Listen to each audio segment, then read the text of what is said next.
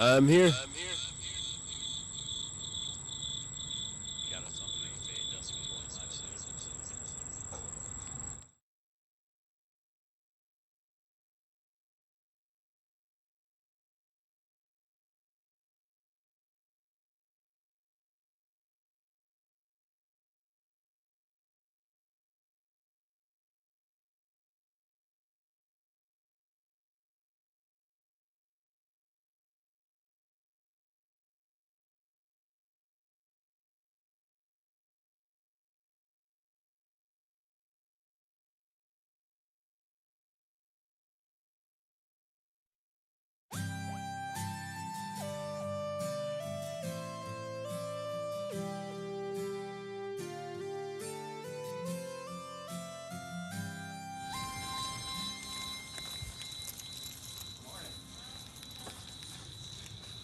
It helps if I turn my mic on.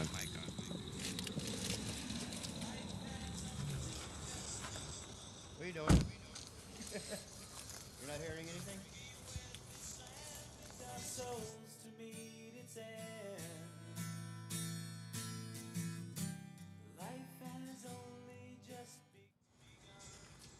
Hey, Dustin, I can hear my stuff through your speakers. What's happening?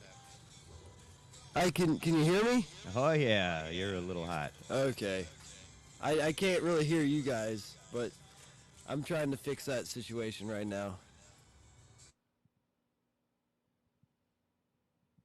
Is that any better for you?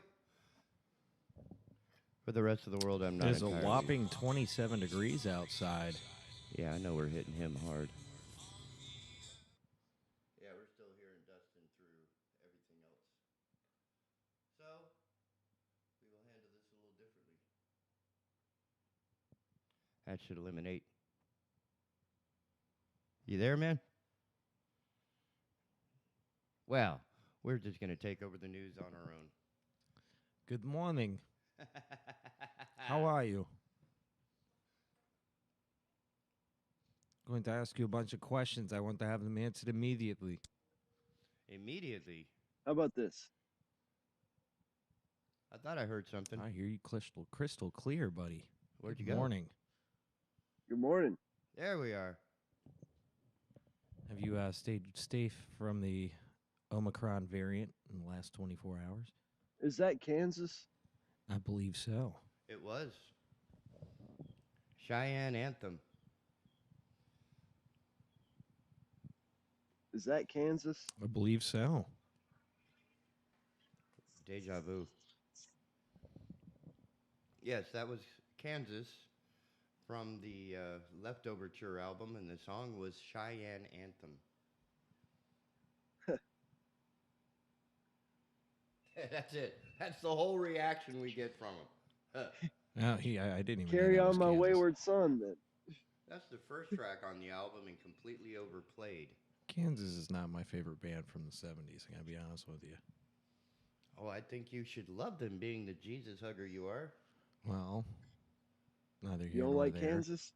No, they're not my favorite of the 70s bands. You know, I'd much rather listen He'll to... do Five Finger Death Punch, go to church, and decry the entire Kansas movement. Oh, jeez. I don't know how that goes. It's going to be one of these mornings. Oh, yeah. I've already made the coffee. Hey, you did. Yep. And on the new news today, we have an island. Actually, uh-oh. No. I'm sorry. I'm like, as the title suggests, we have squirrel bait going on here. What exactly is squirrel bait? Bill Cosby prosecutors ask U.S. Supreme Court to review overturned sex crime conviction. Wait, it was overturned? Apparently, I should pull this up, and Pennsylvania prosecutor may get another chance to put the formerly convicted sex offender back behind bars. Kevin Steele, the Montgomery County District Attorney who prosecuted Cosby and obtained a conviction in 2018, petitioned the nation's high court on Monday to review the ruling that overturned Cosby's conviction. That's where we are, ladies and gentlemen. As much as I want to stand up for the guy, he kind of dug his own grave there. There's a lot about Jello that's now ruined for me. I mean, Jello's ruined. No, there's a lot. Half my childhood is ruined. Because, I grew up watching Bill Cosby. Fat Albert. He dug I his know own it's grave, rather though. sad, man. As much as I want to stand up for the guy, he doesn't really deserve it. Yeah, we're good like that. And one of Boy, Dustin's. the sad thing is, Yeah. he lived his life like that, and now he's supposed to die in prison, I guess. Jeffrey Epstein comes to mind. Yeah. You reap what you sow. Don't eat the Jello. Don't eat the Jello. Don't eat the pudding pops and the Jello and the jigglers and the. Don't drink the Kool-Aid. I think what everybody's most upset about is he got caught. I'm upset that we didn't find out about this sooner, because how long is it going on? I mean, Kids say the darndest things. yeah. I wonder how edited that was. How do you say this person's name? Dustin and I were trying to figure that out last night. I just call her Ghislaine. Is Accusers it say Ghislaine? she sexually Ghislaine? exploited them. Here's why what her trial may reveal. USA Today is doing everything they can to hook you into their clickbait. Just with that headline, isn't that awesome? What it might reveal, like we don't already know. Possibly, maybe, once, perhaps. I mean, we've seen this before. Like, what was the Madam Pam? What was her name in California? Not exactly sure. They did all the casters of the star performers' hardware. Oh, is this a thing? It was, man. Everybody from Jimi Hendrix to Slash has a mold. A mold? In her shop or garage or wherever it is she's living now. And what does she do with these molds? I do not want to know. Oh, God. I just know that it was a happening thing in the 70s and 80s. Just imagine that's one of the most awkward. Dustin's over there still trying to figure out anything to say. I'm trying to get it right. All I hear is the flicking of a lighter, which lets me know you're starting your morning the right way. The thumping of the thumb. No, Ghislaine Maxwell, she's definitely looking at life in prison. And I don't really know what new information she could give. I mean, they already have her black book, if memory serves me correctly. With the red letters. Yeah? No? Not sure. Okay. Well, there's other news coming along. Yes, it would be interesting to see if she could do anything. Here's one that amazes me.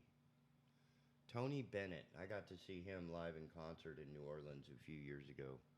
At 95, the only thing he can do is perform. He can't brush his teeth. He can't feed himself. Do not let him out of the house. But the music starts and this man transforms to the Tony Bennett he was in the 50s. It's amazing to watch.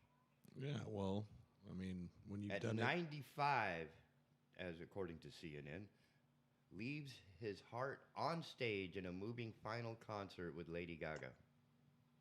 That's a good way to go out.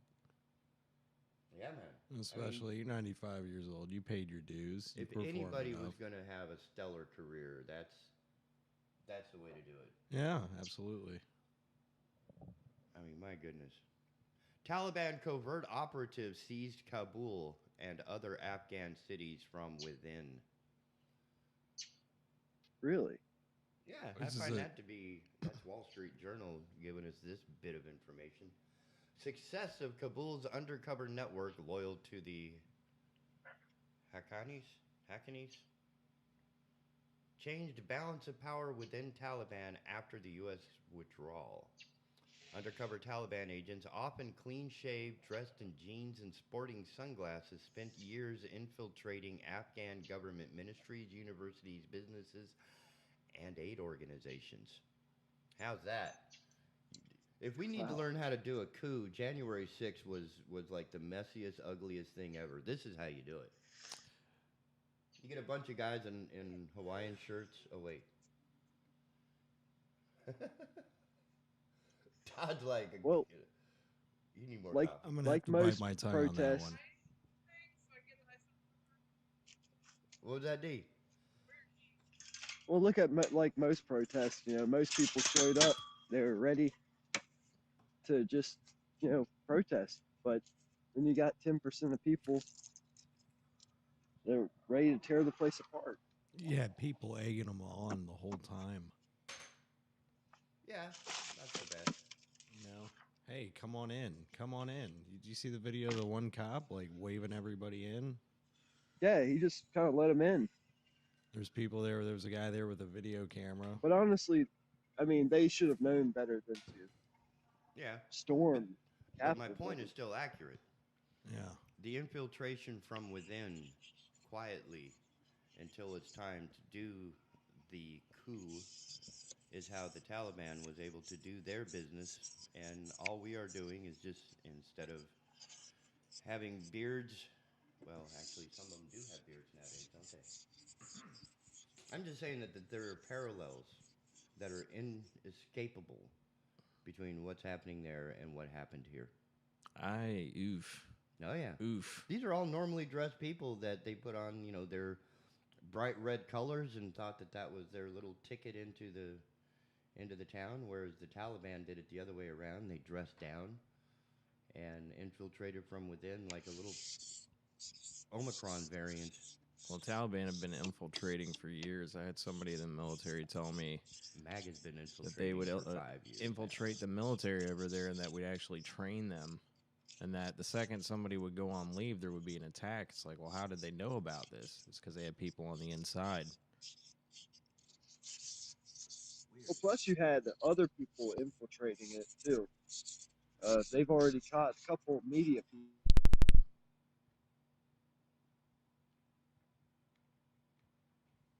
I'm not sure where that went. Dustin's phone might have just hung up.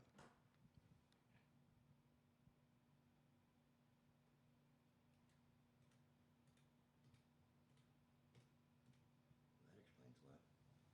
He should not be hearing himself, so. There he is. Morning. Oh, he's locking Well, stuff. You're locking people up, it sounds like. they're still locking people up. No, it sounds like you are, like, right now, closing the cell door. No? They're, Doesn't it sound from like what I Dustin's saw, over there, like, locking people up? A little bit. I mean, they had the one actor you're talking about, and Which one? he's the one who's playing Judas in Jesus Christ Superstar. Oh. Yeah, that was yesterday's news. I gotta go find that. Hang on. That was old news.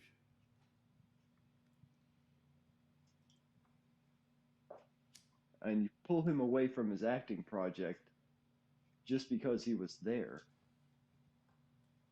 And I don't even know if he was active in the unrest. Oh, you're talking the guy that was at the Capitol riots. Now I remember. I just got to put it back together and find it. Because hopefully there's an update for it by then. But I'm also engineering the entire thing, and You look at all these protests, and there's been a lot of unrest, a lot of officers injured, a lot of business property damage, private damage. I mean, all types of stuff happen. And then you get January 6th, where people went to the Capitol building and did it. Yep, and they pooped in the hallway. Which is horrible. These are who vote. That's the problem with voting. Anybody can vote, including people that would poop in the hallway of the Capitol building. This is why we are represented by people like Trump and Biden and. Well, it's people like this that make the gonna rest puke, of or are us you gonna look talk bad. into that thing? I'm My talking God. into it. I'm talking into it. Seems like there's a problem with the XLR, but you know.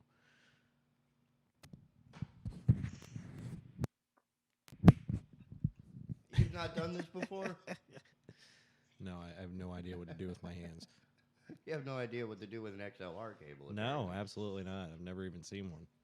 So do you feel that Trump is a accurate representation, or Biden is an accurate representation of who we are as Americans? How so? Fat, disgusting, sexist, misogynist.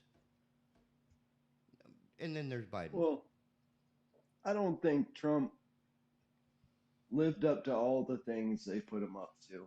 I mean, they make him seem like he was a. I mean, you look at other leaders, and I know this is bad to compare him to Kim Jong Un and all these other people, Or but any leader, like a Boy Scout leader. but look at January 6th. I mean, this is language that's been used politically for a long time. I mean, Stacey Abrams, all these other people, they said that they would never listen to what the voters said. They said there were problems with voting. There was what was it? Voter intimidation and suppression and stuff. You can't throw that around. And then when the Republicans show up to protest one time, it's terrorism. Oh, yeah, the same I mean, time. there's a lot of lies that have been going around The government shouldn't. about voter rights and stuff. I have never mentioned shooting somebody on Fifth Avenue. You never mentioned what? Shooting somebody on Fifth Avenue and getting away with it. What do you, as a cameraman? As anything. Oh. If I'm going to shoot That was his somebody, Carol I'm gonna- Baskins moment. Oh, okay. That was his Carol Baskins moment. So, That woman. that's a stretch. I mean, but you got other people like Nancy Waters and all these people, Maxine Waters, and they're saying, go find people, tell them how you feel. I mean, you couldn't wear a MAGA hat without knowing you're going to get jumped at a bar. Well, if if you wear an incendiary device, you're going to get burned. Yeah, but still. I mean, everybody that went to that January 6th riot, like I got family that went up there to protest, and they never went inside the Capitol building. Yeah, but did they go there All with of the a sudden, intention of they're storming the compared Capitol? to No. the Boston Tea Party. Of course, it's because there's there's some of the people are making the rest of them look bad. You know. It only takes one. It took more than one this time around. There was a bunch of them. Yeah, but But it still, only they takes- didn't I mean, go in up there with the Kenosha, intention to break. You had a into the- bunch of people show up, Yeah. and most of them were peaceful. But Hey. then you get Joseph Rosenbaum, and there's other weirdos that jump the kid with the gun. I mean, things get crazy. Yeah. Nah, not crazy. I mean, he was We defending don't do himself. Crazy in America. We do squat trucks. We don't do crazy.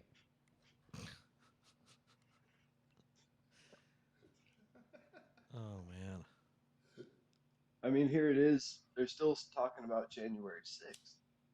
Well, we should. It Like- was incredibly polarizing, dangerous, and a complete affront to the entire democratic American process over the past 200 and 300 years, 250 years. Well, It was the everybody's first protesting time against in, processes. 235 years, I think the article had read, 230 years. First time that we did not have a peaceful transfer of power in this country. People That, should to not me, fear their is- government. Government should fear their people. Well, that's another interesting point. When you have quarrels with your government, do you A, run around and terrorize your own town? No, absolutely Burn not. down your neighbor's shit? And shoot. No. Used to, you take that anger to the politicians. I mean, when people didn't like the king, when people didn't like Mary Antoinette, They took it to the castle. They took. I think we have some. I think CIA is onto his phone because the moment he started saying I mean, I something. hate to put it like that, but they target their anger towards the people who made the anger. Oh, you're right. Well, in a civilized manner. You are not wrong. I mean, during my time in school, one of our projects in civics class, which is no longer taught, by the way, No, it's not. it is not. And part of our civics process was to actually pick an issue and write a letter to our representatives and congressmen about it and send it to them. That was how we did it. That's how you should still Not do one gunshot. No, nobody even needed a gun. All you needed was a pen and your nugget. it. Your nugget? All right. Skull nugget, A skull nugget. not a nasal Yeah, nugget. I mean, you could write your local senators, you could write your governor. People That's what it's forgot you supposed to could be about. You're contact supposed to them. go to your local councils, your school council, your city council, your state legislature, and start there because the federal government has very little to do with your day-to-day life. It's the people like Bill Sappho, who was the mayor of Wilmington, that has more influence over your day-to-day life in Wilmington than anybody in Washington, D.C. Because all they're concerned about is staying in power 60, 80 years, which is why none of them want to be Speaking of president. staying in power, how long has Bill Sappho exactly been mayor of Wilmington? 14 elections, 12? 14? Something like that. And he's It's pretty much ridiculous. run unopposed, hasn't he? Well, There's been no Republicans on the ballot. Well, we have there? had mayoral Devin Scott. Well, Devin Scott was a race Democrat. is not partisan. Mayoral race is not partisan. Huh.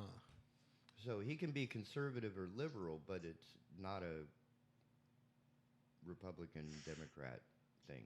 And Gotcha. Devin Scott, Oh, I mean, man. he was Okay. crazy. Well, Aside from election. I've met Devin sexual Scott at a allegations. bar, and let me tell you. They had Harper Peterson this year, who used to be mayor, if I'm not mistaken, and has been a senator. He was a business owner, too, wasn't he? Most of them are. Yeah. Yeah. I got so much hate mail in the election time of Harper Peterson. What, slander? I mean, every day was a flyer with his face on it next to the Titan guys. Oh, he made something $1 million from dirty deals. Dirty And it was deeds every done dirt day. cheap. And I'm a Republican, and I was about to contact the Republican guy and be like, man, if you send one more hate mail about Harper Peterson to my house, I'm not going to vote for anybody. Like, Now, see, get this shit out of my mailbox. This doesn't affect me. Like, I'm not voting for the guy, but please stop. This is not TMZ. Oh, I remember those kids. Are they relevant still? No? The TMZ kids? Yeah, are they still relevant? Somewhat. Oh, still no good mail. I'm trying to fix other things on the station here, so you guys can. He's multitasking. I have to.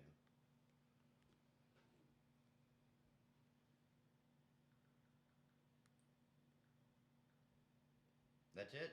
You guys are done?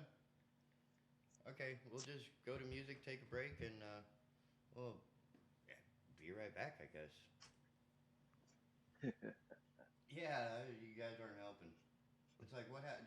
Are you guys drinking like Starbucks coffee or something that's just absolute garbage? That's got to be it.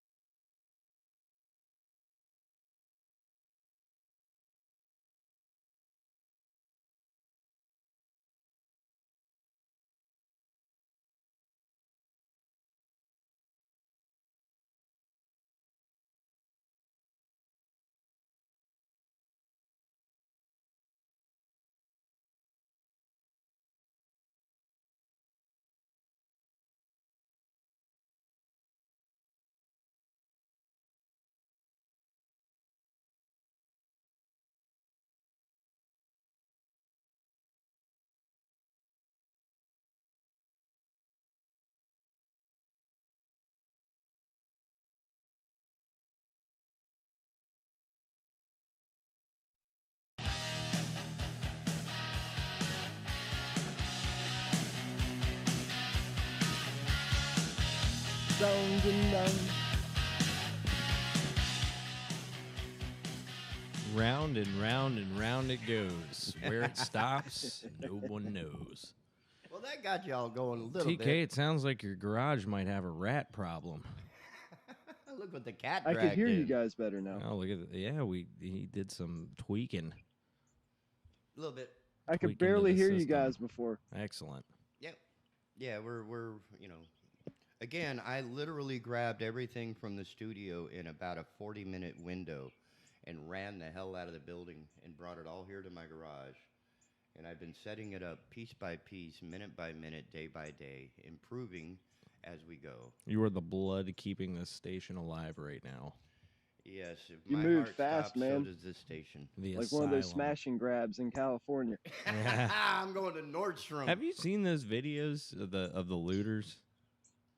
It's getting to the point where the looters are attacking the other looters. It's like the stronger looters are beating the living crap out of the weaker looters. I'm like, what's going on here? Oh, so this is like the retail Darwinism. It is. It is like, not Darwinism, but yeah. No, that's Darwin. The strong Well, survive. I know The that survival of the Nordstrom- fittest.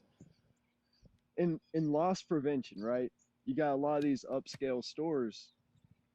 They don't prosecute shoplifters. Oh yeah, no, they Like don't. some of them do. It's hit or miss. Like Victoria's Secret, you could go in there, practically take whatever you want, and they can't stop you.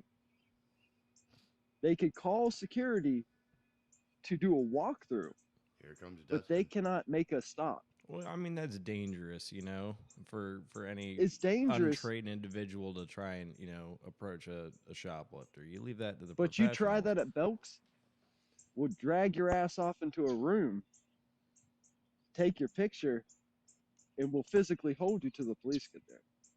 I mean, it depends which Those store you go Those in. loss prevention people, yeah. Belk's was on cue, man. You don't steal at Belk's. That's like trying to fight at Disney World. They'll hop out of a little hidden doorway, grab your ass, and And you have You won't see the experience light of from day this. till later. So Dustin was at Disney World earlier this year, and from what I come to understand, he went to go smoke a cigarette. You're not supposed to smoke cigarettes at Disney World. oh no. So It's like China there.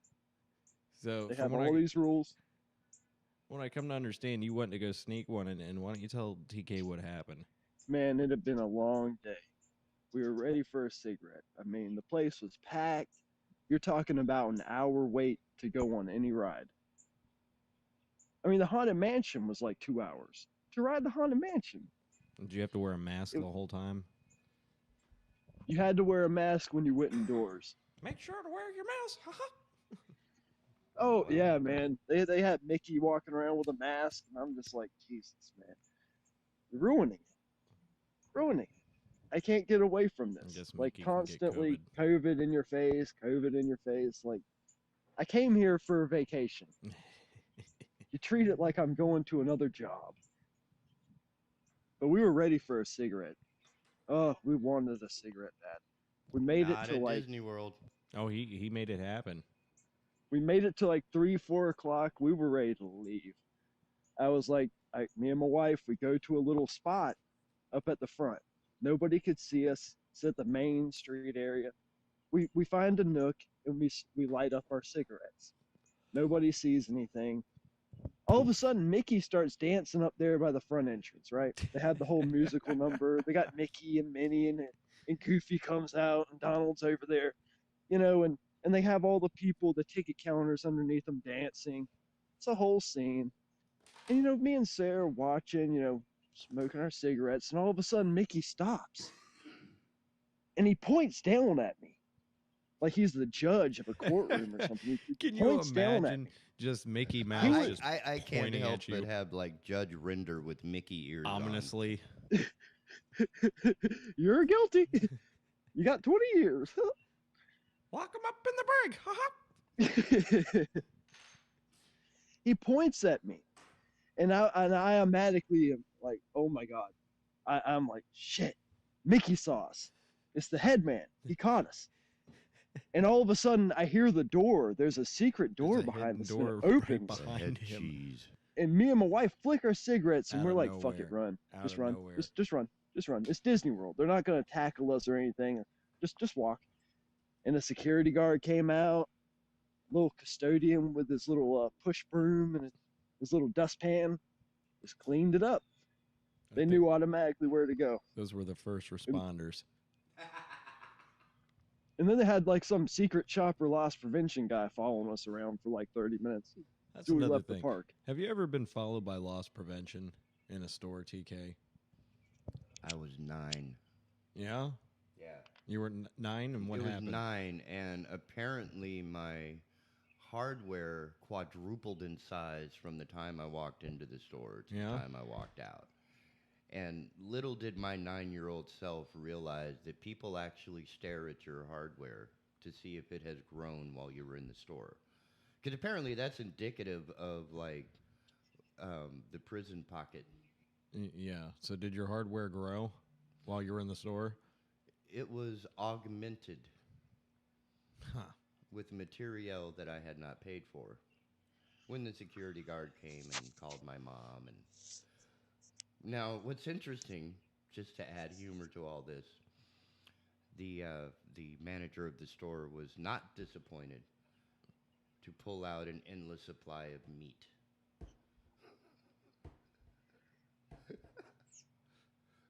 Wait, what?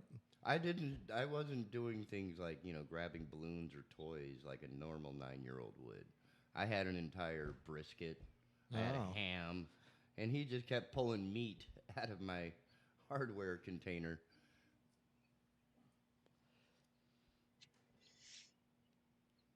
That was my experience with loss prevention. But back in the 70s, we didn't call it that. We called it the store manager is going to call your mom, and you are going to get your butt beat in ways you didn't know about. And you know something? I never did it again. I can imagine not. Yeah. Now, if only something like that was as effective for other crimes. It worked for me. I don't know. Right. Good Lord, Todd. I don't think coffee is going to work for you. Oh, well, it's still early for me. You got to remember, I'm on a night owl schedule. Okay. I will hand it to loss prevention. They do a pretty good job around If you here. don't hand it, they'll take it. Oh yeah, and people are under the weird misconception that loss prevention cannot grab you. I can't tell you how many people were stealing stuff and saying, "You can't stop me. You can't grab me." And you jack them up, and then the cops come and they're like, I thought they can't. They're not policemen. If it's in their contract, they can do it. And some of these people will get very violent. They're playing very a violent. dangerous game. Well, some security situations are allowed or required to carry guns. Others apparently are not. So there's a lot of crossover or a lot of misunderstanding within the industry itself, it seems. Well, let's say that a security guard pulls a gun on you. Are you going to charge him? For what? I'm just wondering. Are you? I don't have my Square D with me. Okay. What am I going to charge him with? Or charge him, I remember Victoria's Secret was, people would go in there and intimidate the store people. And they'd be setting up the wares. They'd be putting bras and panties on the table and everything, the shirts and nightgowns. And people would just go in there and start taking it. And then when they say, "Hey, are you going to pay for that?"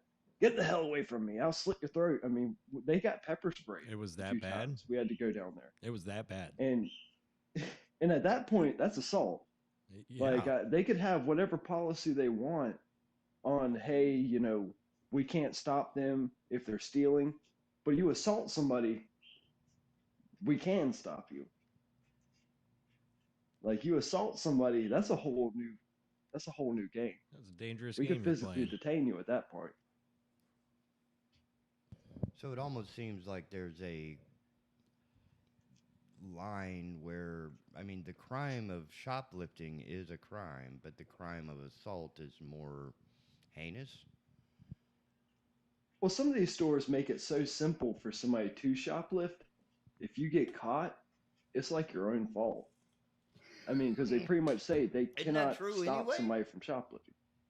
What the hell are you What'd you say? doing? He's making fun of me because I'm tired. The boy wakes up early on 2 days and he just falls apart like an old Edson. Yeah, I do. You got to understand. I'm used to going to bed. You know, I usually get off work 2 o'clock. So now in the you have a morning. greater appreciation for Colombia. Colombia. I mean, between the cocaine, the cannabis, and the coffee, all they're trying to do is just keep us rolling. Well, the coffee for And sure. Todd's over here slumped over.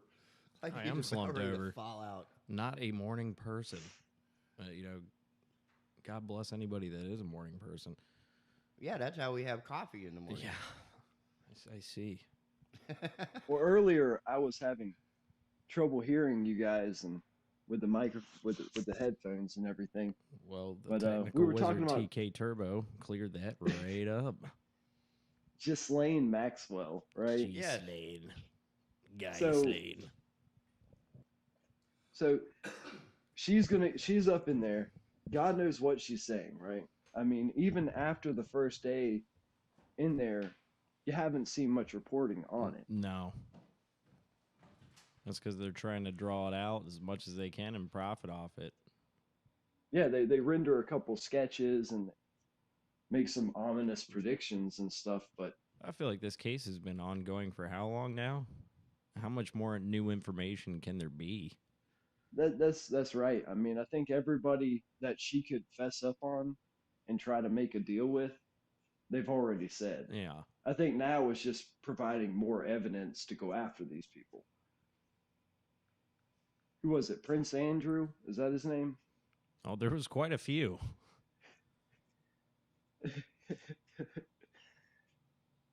I mean, and the Clintons are really tied into that. I mean, it's going to be hard pressed for them to produce enough evidence to go after the Clintons. I mean, there's been people with stronger evidence of stronger things, and they never saw their day in court with the Clintons. Oh, of course not, because they turned up dead. I mean, look at the runway on the tarmac. When he went out there, who was it? The investigator that was investigating them. He went out there and talked about her family with her before the trial, before the investigation. I mean, that's. I didn't see anything about that. I can't remember her name to save my life right now. Maybe TK knows. What did I do?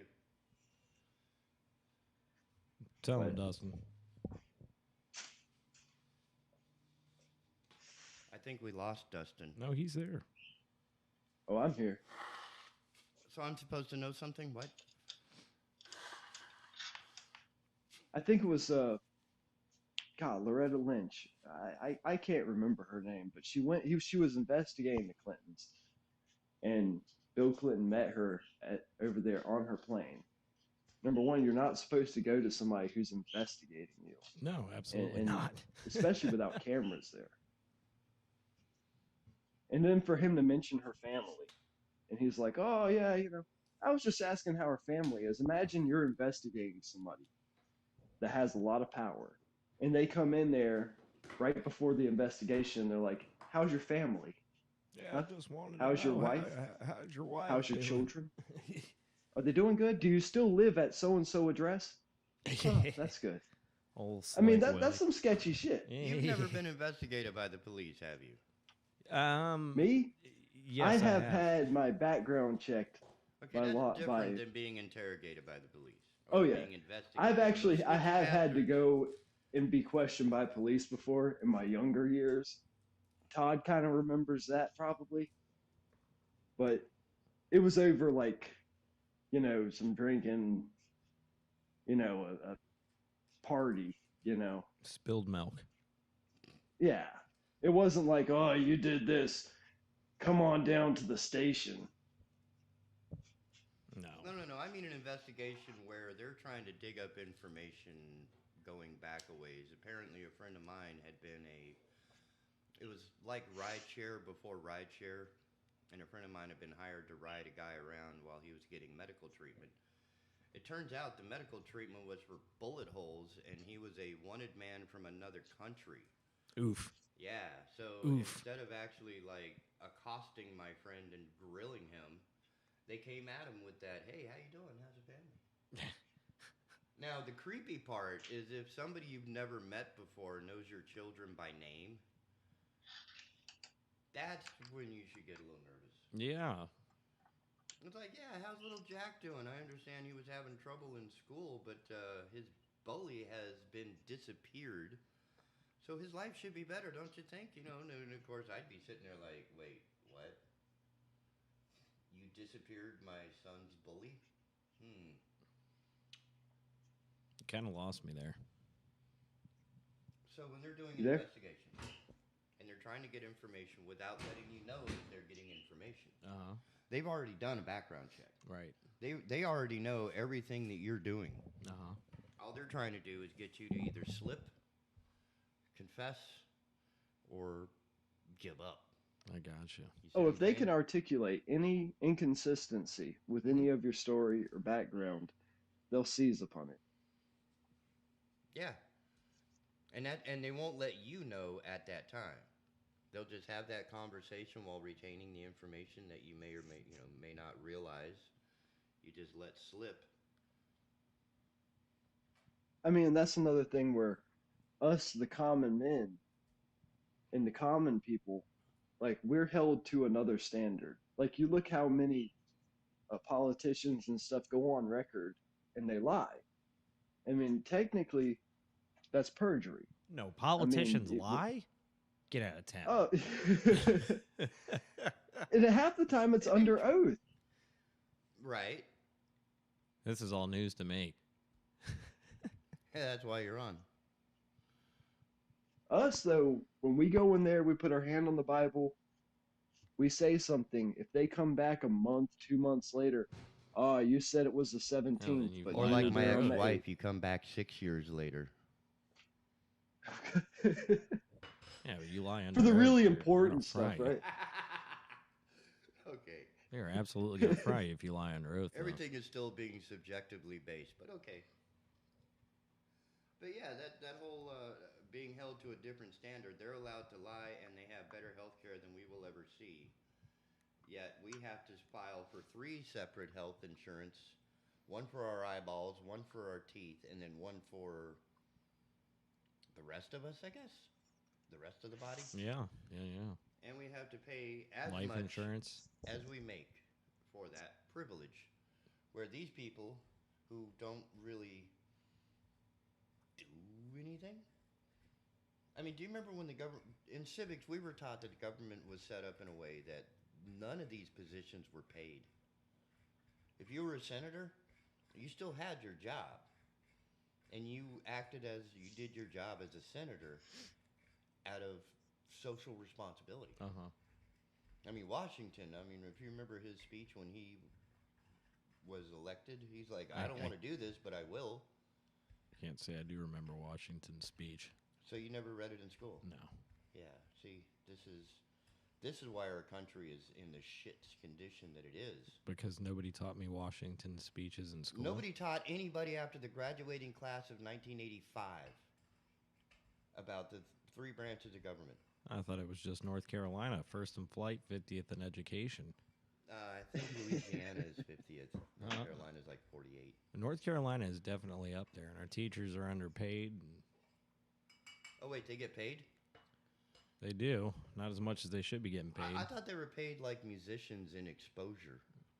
Pretty This will much. look great on your resume. Well, I know that we've just got I know Cooper approved the raises and a budget increase over here for the school systems. I'd hope so. I don't have too much nice to say about old Roy Cooper.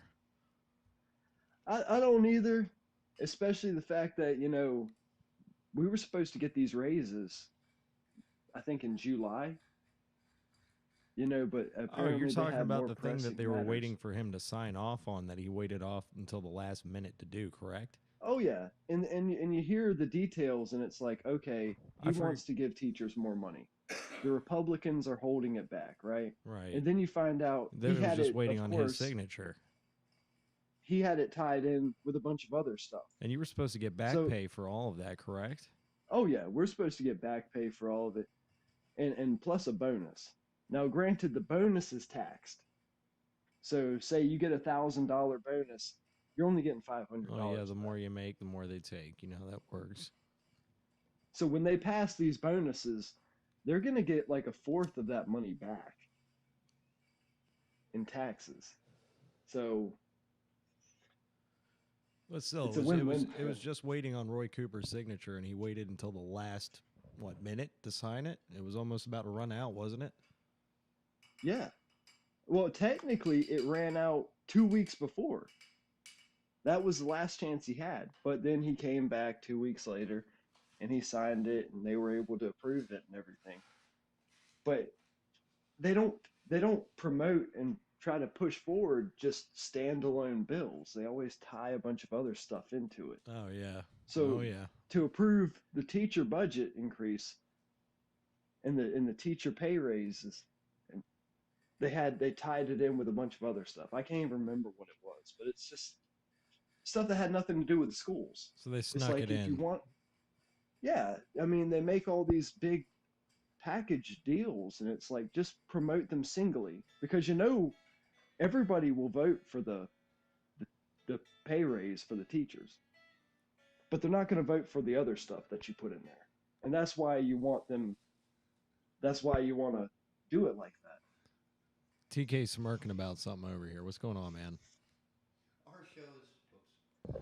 Our presence on the internet has definitely had an impact. Oh, how so? According to my boss, his hate mail is blowing up. Hate mail? Well, again, the three of us are not politically I'd like astute. somebody to call in and tell me how much they hate me right now. You want to open up the lines and give out the call-in number? Been open, 299-7535. You don't have to email anybody. You can call up and tell me how much you hate me. Let's go. Or that you want to buy us lunch. Let's go. 910-299-7535. I think I'm the only Democrat liberal in this conversation that has any liberal leanings whatsoever. I lean a little bit to the right. I don't mind telling you. I dress right, but I lean left. Be the first person to tell you. To cut a little rug back in my day. Hey, man, that rug tied the whole room together. That rug made the whole room come together. That's what I'm saying. My rug, man. I cannot abide. I'm still waiting for this hate mail people to call in. You're still waiting for the coffee to Karen? See, TK, I guess, yeah, like you said, you're probably the most left person on the call, but at the same time, we could always be righter and you could always be lefter. Like, I think we're still moderates. Right. I like to think that we're all moderates still, somehow. Well, the ones that are regular, gas pumping nerds that have to drive. Now's the point where a real moderate will call in and tell us we're all bad. I hope somebody's going to call in. I'm waiting on the hate mail people. That's pretty awesome. But it lets me know that people are listening. People are listening. Yeah. Bad press is good press. Tell me how much you hate. But Tell I'll me tell how you you this. really feel, Wilmington. Tell me how you really feel. But we do miss Chad Adams. He is an incredible morning host. That is normally his show, but unfortunately, he's not feeling well at the moment. And until he gets better, until people are, sending their thoughts and prayers, and they heal my friend Chad Adams, you are stuck with the asylum with the pirate radio until my friend Chad Adams feels better. So hate all you want. All it's going to do is make you appreciate his return all the more. Bam. Amen. So everyone send prayers for a fast recovery. That's what I'm saying. And with that in mind,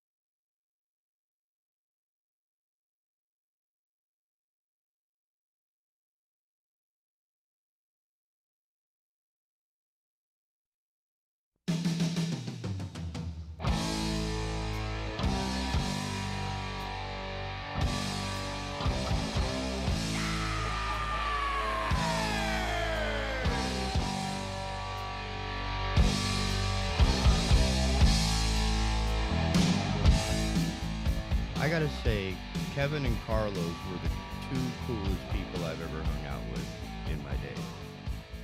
Yeah, I get to work with Quiet Riot a few times, man. They were really cool. I got to meet a drummer. It's a little different when you wake up in the morning and Kevin Dubrow is in your kitchen with his hair completely wild, like bedhead wild. And it took me a second to identify him. Because apparently he was close friends with one of my roommates. For real. And just one day, Kevin DeBrow's in your kitchen. having coffee. Come Wait, on, feel the actually, noise. he and I were both sitting there waiting for the coffee maker. We're just like, hey, you in town? Yeah. You look familiar. Kevin. Good to meet you, Kevin. I'm TK. Yeah, we're in town playing at the Tiger. Oh. Okay. I work at the Tiger. Is this in New Mexico? Oh, no, this is Louisville. I will Louisville. see you down at the Tiger here in a minute. Yeah, that was... And Carlos, I have never seen a man smoke like that, man. The drummer. Carlos Cavazo. Oh, the guitar player. The guy, The not pre-Randy Randy. Randy. Not Randy. No, that's not Randy. That's pre-Randy. That's not Randy. No, I said pre-Randy because he was in the band before Randy. And when Randy left, he was back in. Check yourself, man. Randy was that band.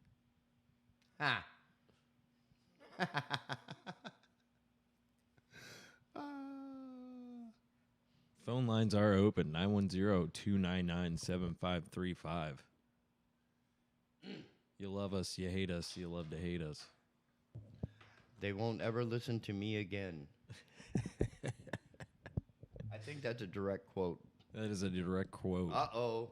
That's what it was. Since we are no longer under the FCC regulations, apparently an F-bomb knocked out the entire minivan. I got to tell you, I am not the first person. I made sure that I normally have a very colorful vocabulary, but I made sure that I was not the first person to swear on this radio program.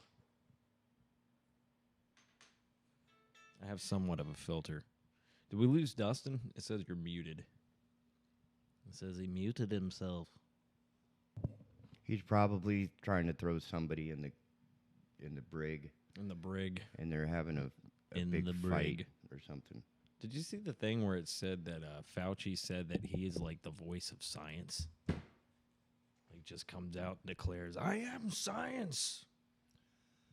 There's a lot of things about that I just do not pay attention to. Yeah. Which is why I'm a much happier camper than most. Well, they're ripping him apart for it. Oh, well. I feel like, if anything, he's blinding us with science. I remember that song. Yeah, but it's become a reality. I mean, look, we know all we're going to know about COVID, right? It's been around for a couple of years. We know what we're going to know. If you're over 75 years old, you got a pre-existing condition, you're more than likely to die from it. If you're young and you're healthy, you're more than likely not going to get it. Or if you do get it, it's not going to be as bad. Well, it's almost like being in a gunfight. If you're too old, you're not going to make it. Well, not necessarily. But if you're young and spry, you'll survive. In a gunfight? I know some older people that are pretty... Spry? You wouldn't want to mess with, Probably quicker draw than I am. Oh, yeah. So that doesn't have anything to do... Yeah. Well, again, the same thing with the COVID love. I can tell you somebody who is old that does not know how to draw, and his name is Alec Baldwin. Oh, wait, that's a cross draw. That's a Chuck Norris move he tried. It's a cross draw with his finger on the trigger. Mm-hmm. Let me just pull it. There's only one Chuck Norris, ladies and gentlemen. Just want you to know that. Oh, my goodness. Chuck Norris. Chucky the Killer Doll has been with us for 35 years, and he's getting another season. Big screen reboot. And what else? Oh, my goodness. Chucky always freaked me out. Of the first episode,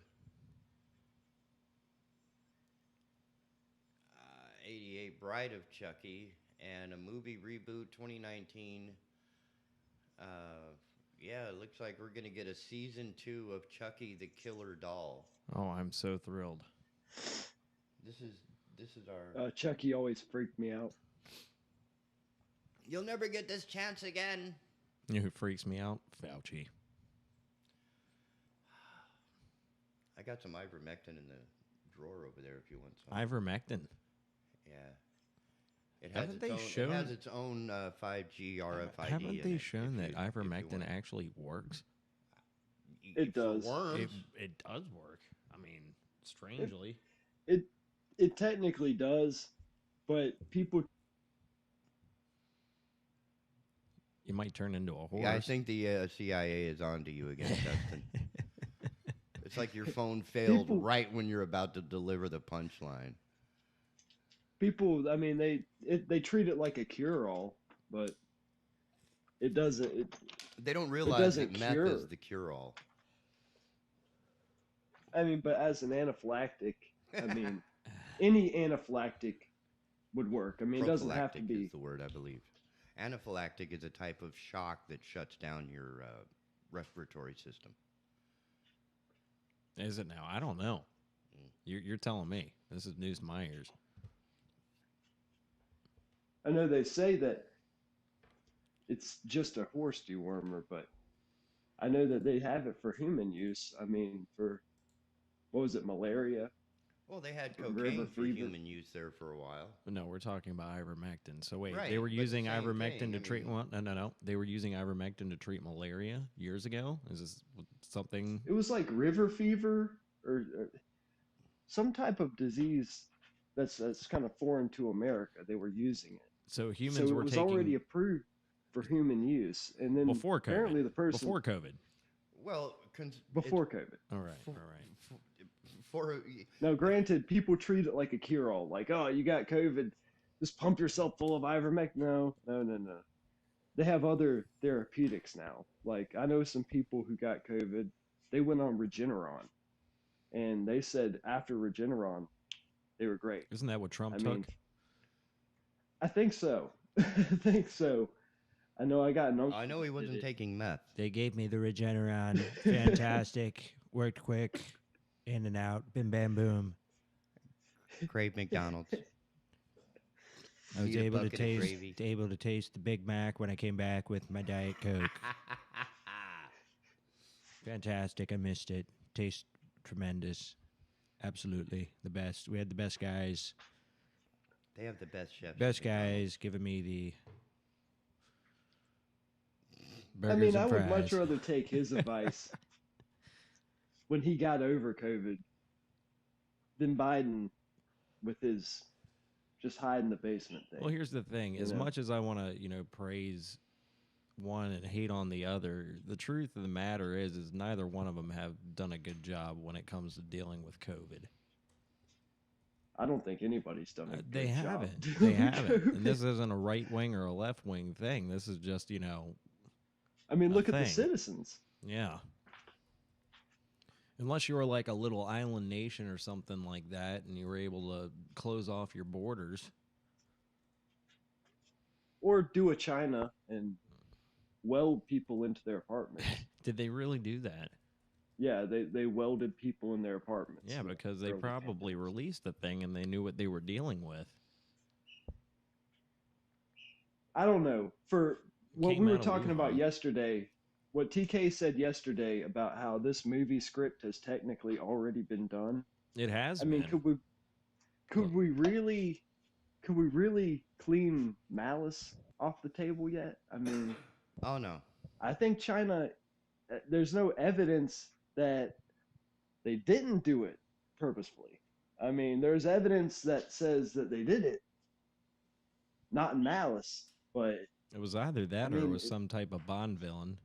I'm going to need $10 billion or I'll release the virus onto the world, crashing the I economy. mean, did the Muslim Uyghurs, did they accidentally fall in the cages and accidentally get pushed to some clandestine sites in China? I mean, sooner or later they got to take accountability for what they've done. Absolutely. No, they don't. We do. The regular people do. That is a good But there's point. a whole Yeah, different we pay the bills standard. here. If you wear a suit and a tie and have like 6 digits in your bank account, you're not going to jail. Well, I mean, that's been a problem with the system for years, man. It's harder for people who have less.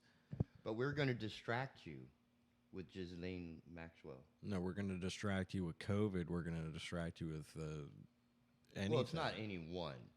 The more distracted you are, the less you will It's notice. sleight of hand, TK.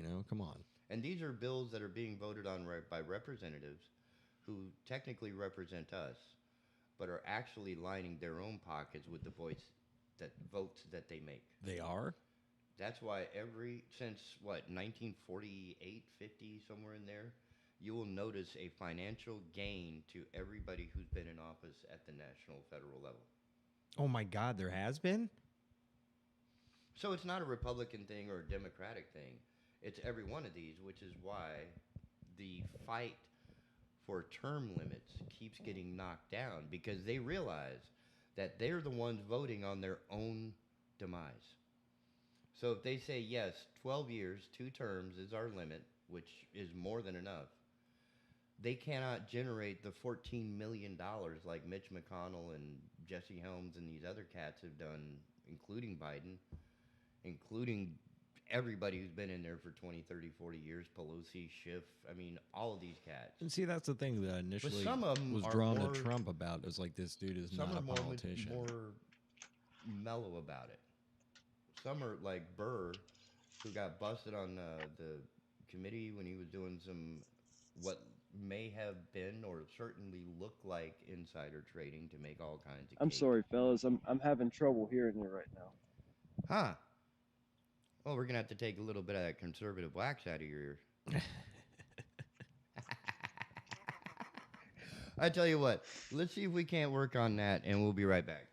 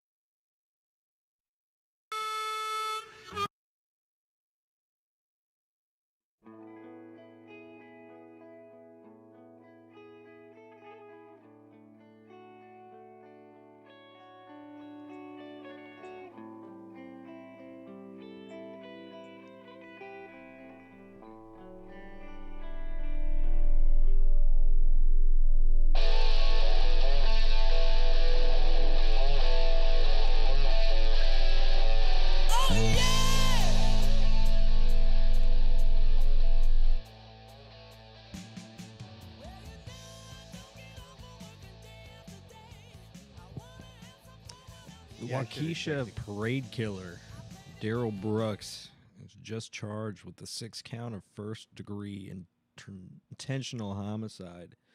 6 days after, it's a boy of 8 years old. He becomes the 6th victim of the Christmas car crash massacre.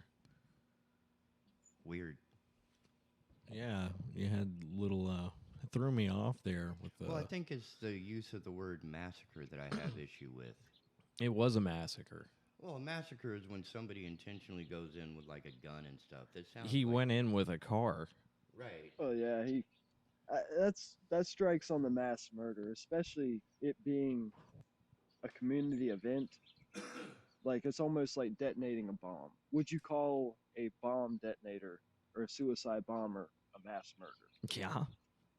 Yeah, it depends how many people murders. I mean, active shooters, they get the title mass murder and they kill sometimes anywhere between 30 to 3 people. I mean, look at all the people injured, just injured too. And I That's think another it's also thing. a qualifier I mean- that they not know anybody. Are you okay there? I hope and pray to God that everybody else makes it through their injuries and recovers fine. But on a Christmas parade, Yeah. Yeah, that's. Now, the thing is, the reason why I have trouble with Massacre is that he wasn't necessarily intent on doing what he did. He was intent on getting away from the situation he was in. Also, get this. Psaki says that Biden has no plans to visit Waukesha after the deadly Christmas parade attack at this time because sending the president to community requires a lot of assets. no, he'd rather babble on about January 6th. He'd rather babble on about Bo. Yeah, Bo. Well, Honestly, though, we shouldn't really glorify the killers and stuff. Like, this guy probably wants his name said throughout Oh, the yeah. news. He wants his face on TV. He was just willing to do some terrible shit to get there.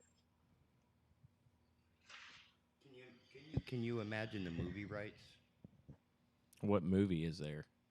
It's not been written, but the movie rights to his story.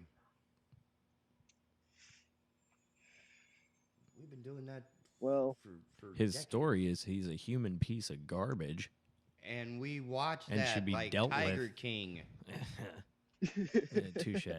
Touche. I finished the My second God. season last night. Oh, man, how was it? Honestly, they tied it up pretty well. I mean, I think they should all, all for animal cruelty. They should all face some jail time for animal cruelty. Absolutely. I mean, there's evidence that they took sick tigers out in the woods and just popped a cap in them, and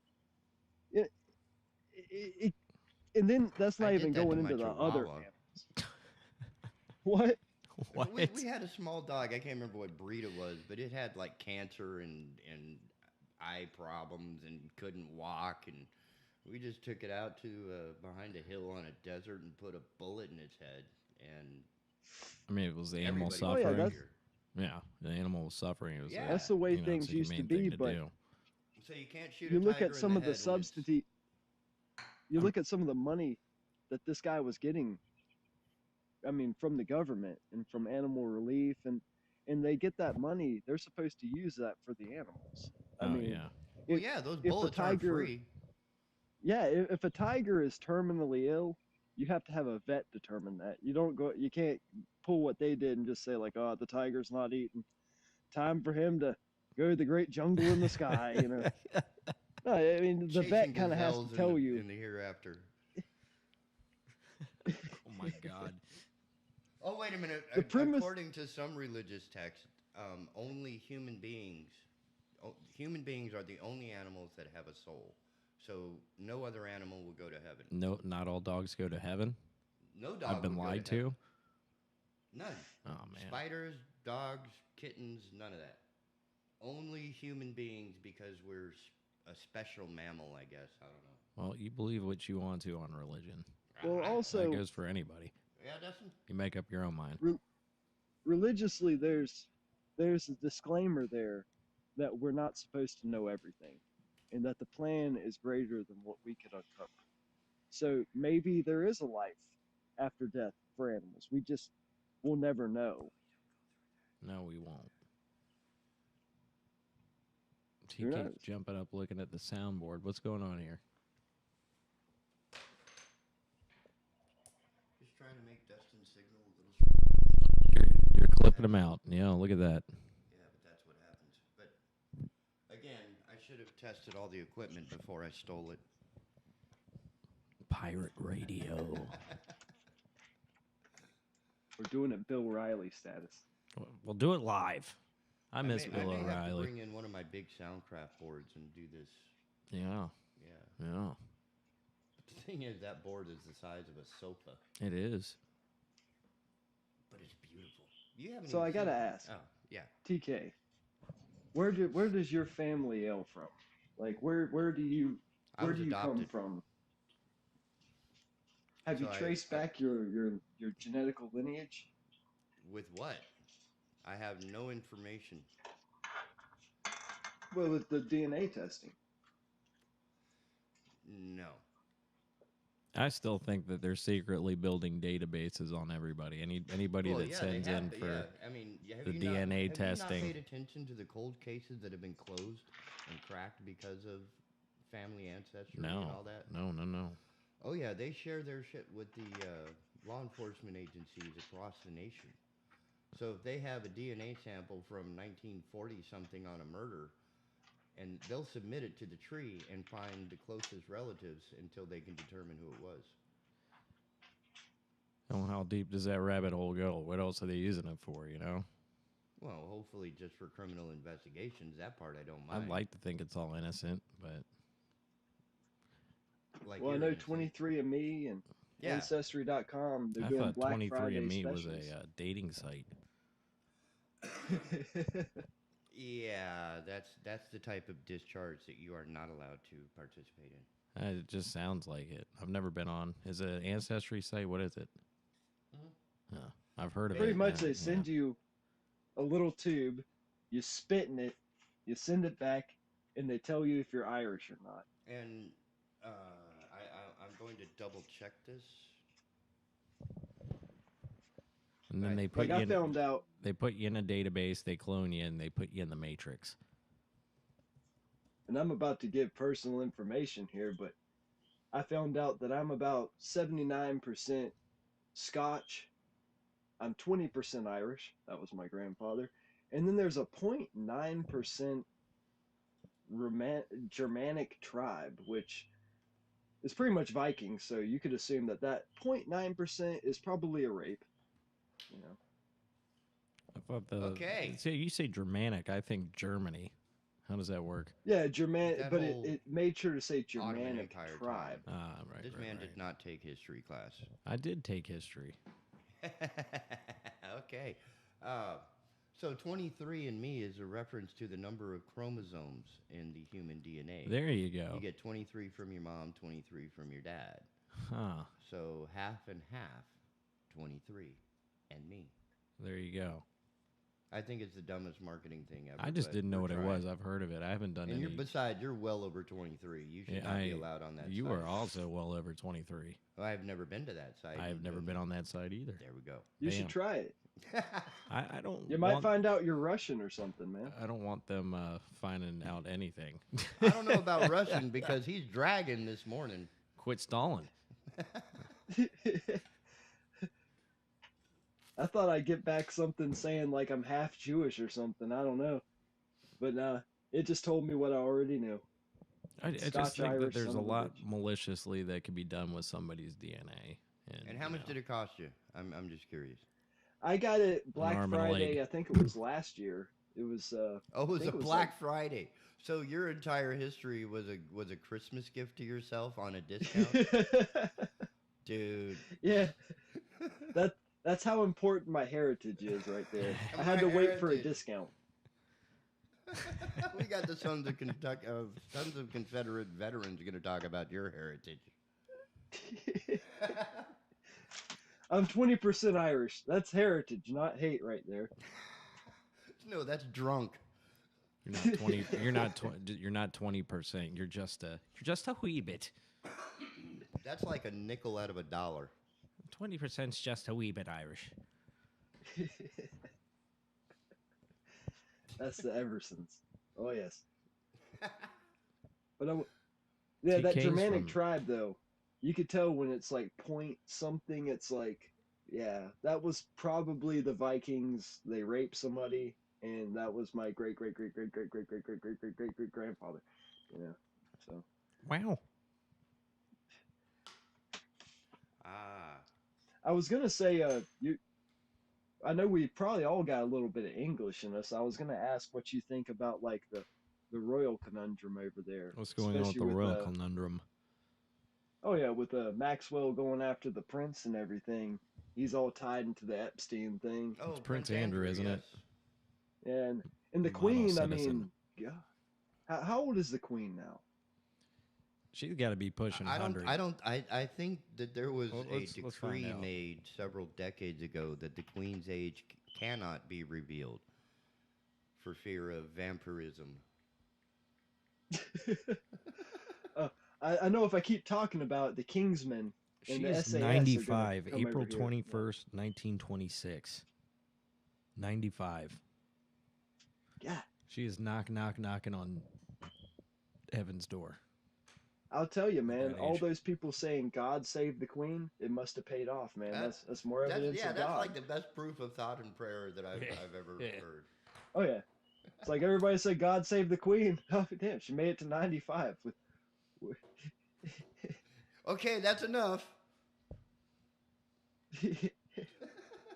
It makes you think who's gonna take over.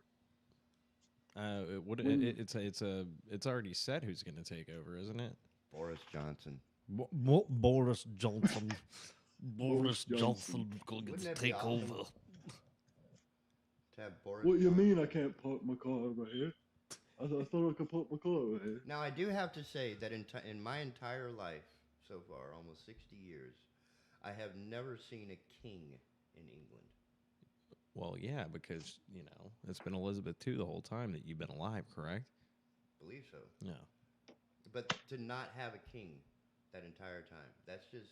You will see a king 'cause in your normally, lifetime. In your they would lifetime, have you will see a conceded, king. like, some of the kings, the smart ones, had the foresight to retire. They just, right? You hand the crown down to your first son and say, screw it, I'm done.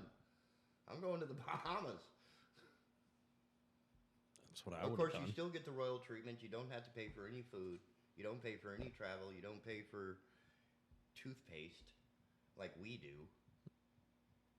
Well, I remember the last prince who didn't get kinged. I remember his brother wanted to be king, but he chose not to, and he kind of like went into a life of royal exile. That's Where he still gets a nobility. bunch of money.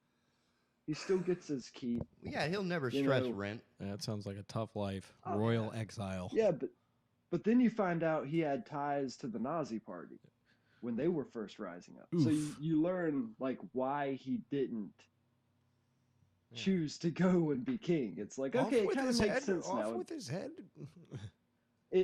What? Off with his head. Yeah. I mean, so kind of like when it all came out to light, it's like, oh, we see why he didn't want to be king now. Yeah. Okay.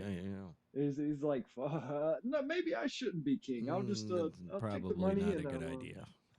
retire over here. Got a few skeletons in the closet. I mean, you look at Prince Andrew.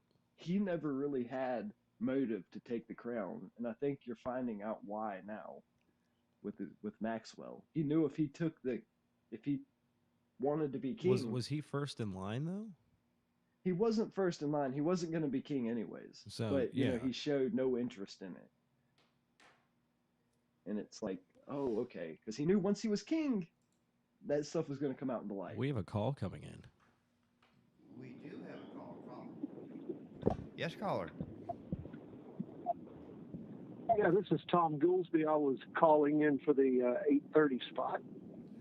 Good morning. Yes, unfortunately, Chad Adams, our normal morning host, is not feeling well, and the asylum has actually Oh taken no. over. But it's good to hear your Mis- voice. Mr. Goolsby, Yes. Yes. Well, it's good to talk to you, good sir. always to be with you. I'm sorry Chad's not doing well. I hope it's not Omicron. I don't think so, no, sir. He is still able to eat and enjoy the aroma of fresh coffee. Good, good. Well, that is good. I tell you, I had COVID a few months ago, Oh, no. and I am still struggling a little bit with the taste buds. I still haven't gotten back totally. So whenever anybody tells me, that this was not made in a lab, that this wasn't something, if you remember, they were banning you from Facebook and Twitter, Instagram, and YouTube for fake news. If you thought that it could have come out of a lab, it wasn't like anything I'd ever had before. But of course, I guess my natural immunity now doesn't count for anything. I need to get the boosters and everything else to help out Big Pharma. Yay! And but I do wish Chad the best. I'm sorry he's not feeling well. So, with enough boosters, can you reach the pedals of the car? Yeah, hopefully, and you can keep that wheel going. I love having this man on the show. And Well, I with never so got much to work with him happening, directly. It was always we're Chad. glad that you were able to recover, Mr. Goolsby. Oh well, I've been tied up doing a lot of things as the legislature slowly wraps up. They were passing out conference reports yesterday and moving everything along to a close. I think a lot of them are surprised they're going to be getting out of there in just the next day or so.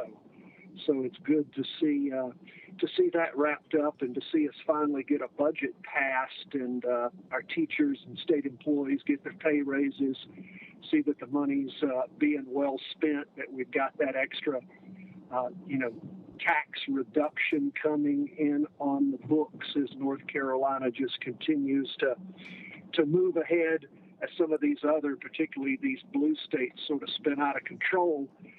It's fun to be up in Raleigh and to watch our good folks like Michael Lee and Ted Davis and the other folks around us do their good work and get that knocked out and completed. Doing the good work and fighting the good fight.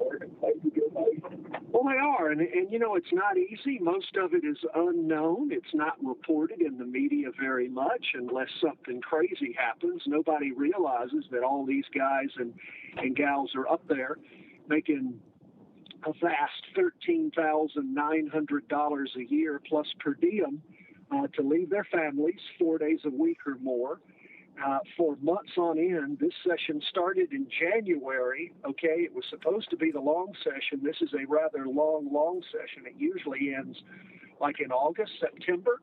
And of course, it's gone on now to past Thanksgiving. And you just got to put your business on hold. And I still don't know how I did it for the years I was up there. I don't know how other people do it that aren't otherwise retired or have some kind of paycheck that comes in whether you work or not, which aren't most of us. But they really are the unsung heroes. And particularly our Republicans that have been up there holding the line, cutting taxes and watching North Carolina continue to move ahead while a lot of these states that have been raising taxes and increasing regulation have sort of started, have just continued to go down the drain even faster with COVID. Of course, they've gotten these infrastructure bills that nobody really talks about what so much of that is about, and it's really it's backfilling the money that these big blue states don't have coming in anymore because they've overtaxed their populations and ran everybody off. The federal government's backfilling these states who don't have budgets that are in the green, the ones that continually run in the red. And all of us now are paying the bill for the Californias, the New Jerseys, the New Yorks, the Illinois, those kind of places. Oh yeah, California's a mess. Yeah, I mean it's just crazy. The kind of situation in which we find ourselves, where the federal government now will just print vast and endless amounts of money to fund these blue states who continue doing everything wrong. And us in North Carolina, we get to pay for it, not necessarily with taxes, because they're not increasing our taxes. What they're doing in the last 12 months, they have literally taken our money supply and increased it by 40%. And you think about that, that is truly a 40% tax on you. When you see your gas prices going up, and that's related a little bit to the fact that we've kicked out the Saudi Arabians and they won't get OPEC to increase oil production as the economy sort of gears up a little bit. But food prices for everything that you are buying, I mean, if you increase the money supply 40%, that's like everything's going to go up that's real by 40%, because it's a supply and demand kind of thing with the amount of currency that you put out there. So that's another tax. I'm sorry? It all evens out. Well, it does. Exactly. It all evens out, and that's another 40% tax that you are paying. That, again, they pretend, well, we're not raising your taxes. We're not doing this. If we do anything, it's going to be a tax on the billionaires. Well, we're already paying 40% more for the extra money that you put out there backed by nothing. That's why we see the stock market going up, 40%. That was going to be my question. In printing this money, there has got to be a downside. I mean, if it's not backed like gold when I was a child, once they Nixon removed that. the gold standard, there's nothing. We might as well just write numbers on tree leaves and pass them out as money. Exactly. And of course, the thing that works for the United States being the world's reserve currency, because don't forget what Nixon did when he took us off the gold standard, is he put us on basically an energy standard. We became the petrodollar. And what happens is all oil is cleared in U.S. dollars, which makes everyone, and that's the deal we did with the Saudis, that we did with OPEC. And the dollar now is based on oil. And we became the world's reserve currency. And as long as we have that status, that gives us some protection from the fiat currency that we have. But it doesn't prevent, the dollar becoming worth less over time as we simply, you said print dollars. We really don't even print them anymore. We just change decimal points on a screen. And you remember we used to have billion-dollar budgets. And used to originally, when you were talking about going back in time to a gold standard, I mean, that's when we talked about the budget in the tunes of hundreds of millions of dollars. Then it became billions. Yep. Then it became hundreds of billions. And we just now it's trillions. And we're just sort of like inured. We're not even phased. We don't, as human beings, like going to the gas pump, we think $3 is a lot. But billions, I mean, it's hard. I don't think a person can live a billion seconds in their life, let alone trillions. These are numbers. I mean, a trillion is 1,000 billion. Yeah. Yeah. This is beyond human comprehension. I can't. I don't know how y'all do it. No, we can't fathom those kinds of numbers, and they are now tossed around like we did billions a few years ago, and a few years before that, millions. And the next thing will be quadrillions. I mean, it is crazy. But of course, for those who travel to Africa, I have friends who've hunted in Zimbabwe for years, and they used to come back with these Zimbabwean, billion-dollar bills and $100 million bills and all these insane things. Well, that was because of, endless money printing. We can look back and see the old documentaries about the Weimar Republic in Germany before the Nazis took over after everything fell apart, and people taking literally wheelbarrows of cash into the store to buy bread. The workers asking to be paid every few hours so they could run across the street and, buy a liter of beer or a loaf of bread or a piece of cheese. And that's how crazy it was. And so as we see them continue to pass this crazy legislation and act like they're giving you something, I always find that hilarious when politicians have the big checks and they're giving them out at the businesses or whatever, telling, oh, this charity, look at what we've done for you, this government agency, we've committed all these funds. Thank you so much. They're giving your money away. They're giving your grandchildren and great-grandchildren's futures away.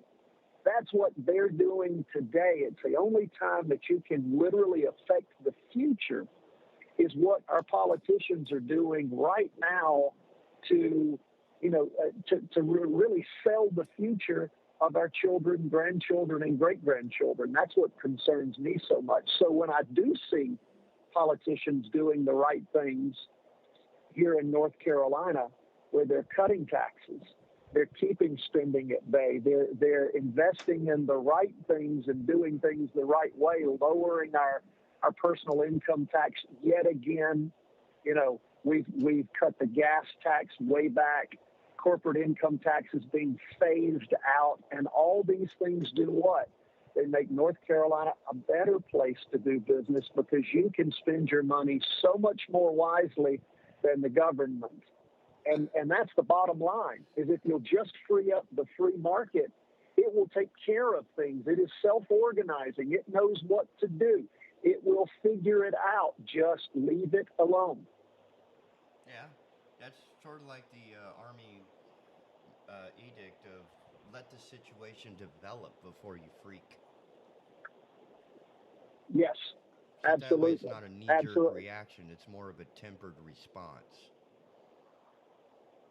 Yes, that makes the most sense. But again, politicians don't want to do that. They want to curry your vote.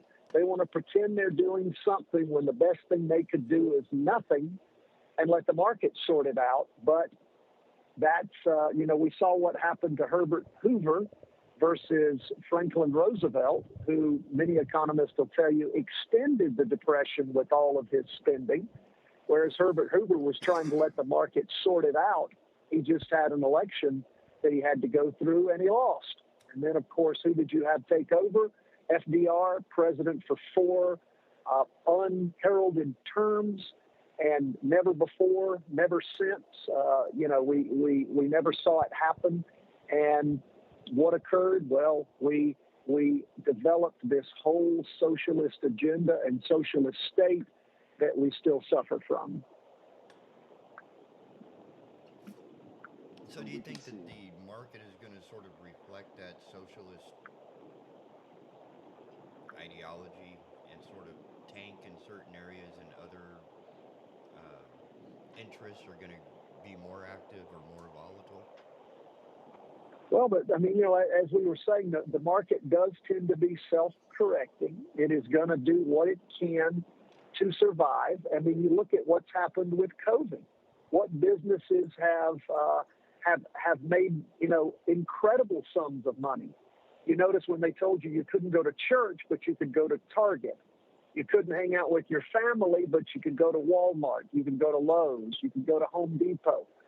You could order things on Amazon as family businesses were going under.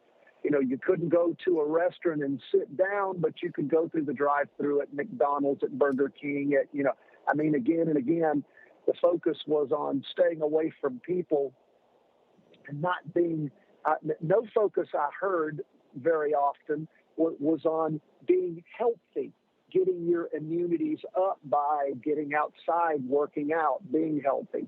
You did not hear many of those things. And what businesses boomed? Well, they were the big corporate businesses, the big box stores. They did quite well. Your mom and pop businesses definitely took a hit during COVID. And still are. Yeah. Oh, yeah. But do you still think is lobbying a part of that problem? As far as, again, my lobbying efforts have primarily been in the healthcare sector for like our local hospital. Mm-hmm. I have lobbied for right now. One of my clients is a timeshare exit company that was going to be put out of the ability to help people exit from timeshares that weren't upholding their end of the law. The thing about being a lobbyist I've seen is very similar to being a lawyer, is you help people to put their cases forward and to be able to present to legislators who are overwhelmed with all sorts of information, the facts in the light most favorable to your client. And the nice thing is, over the years, the people that I've represented and the companies that I've represented have been companies and folks that I believed in what they were doing and what they were trying to do. Respect. And it's good or bad. I mean, there's plenty of folks that, lobby for businesses that are just trying to get handouts and are just trying to get legislation that works for them and no one else. And I can assure you that big corporate America, they got lobbyists lined up in the hallways representing their interests constantly. Yeah. And so again, we do have citizen legislators.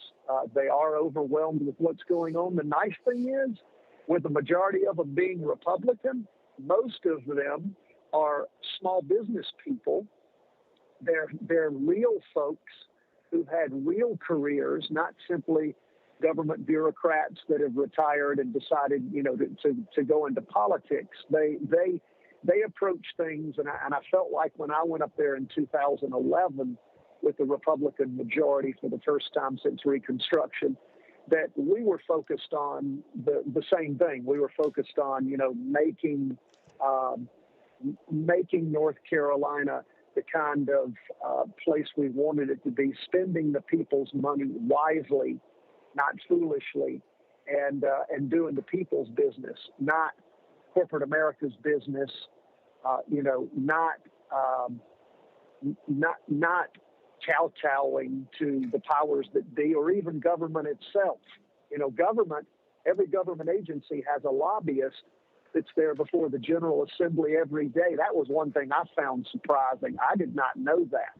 Every university has their own lobbyist up there before the General Assembly. So you've got to be ever vigilant. You've got to be watchful, because they've got $25 billion a year that's in the state budget to hand out. And there's a lot of people up there that would like to have that money. That have nothing to do with helping the actual community that the money is earmarked for.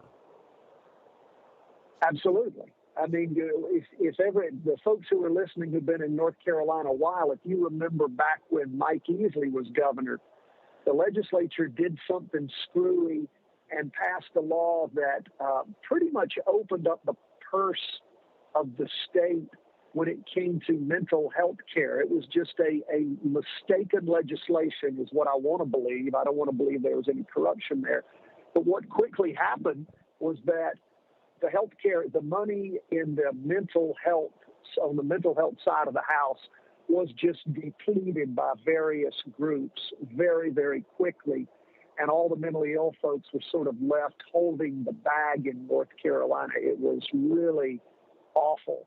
I remember it happening and thinking, wow, how is this possible, much less how is this legal? And you realized, when no one is guarding the hen house, the fox will get in there and kill all the chickens and eat everything. And that is exactly what happened. So, we do have to be vigilant. We do have to hold our legislators accountable, and we have to pay attention. But now, of course, the press. Is there any sort of oversight to this financial pot of gold at the end of the rainbow?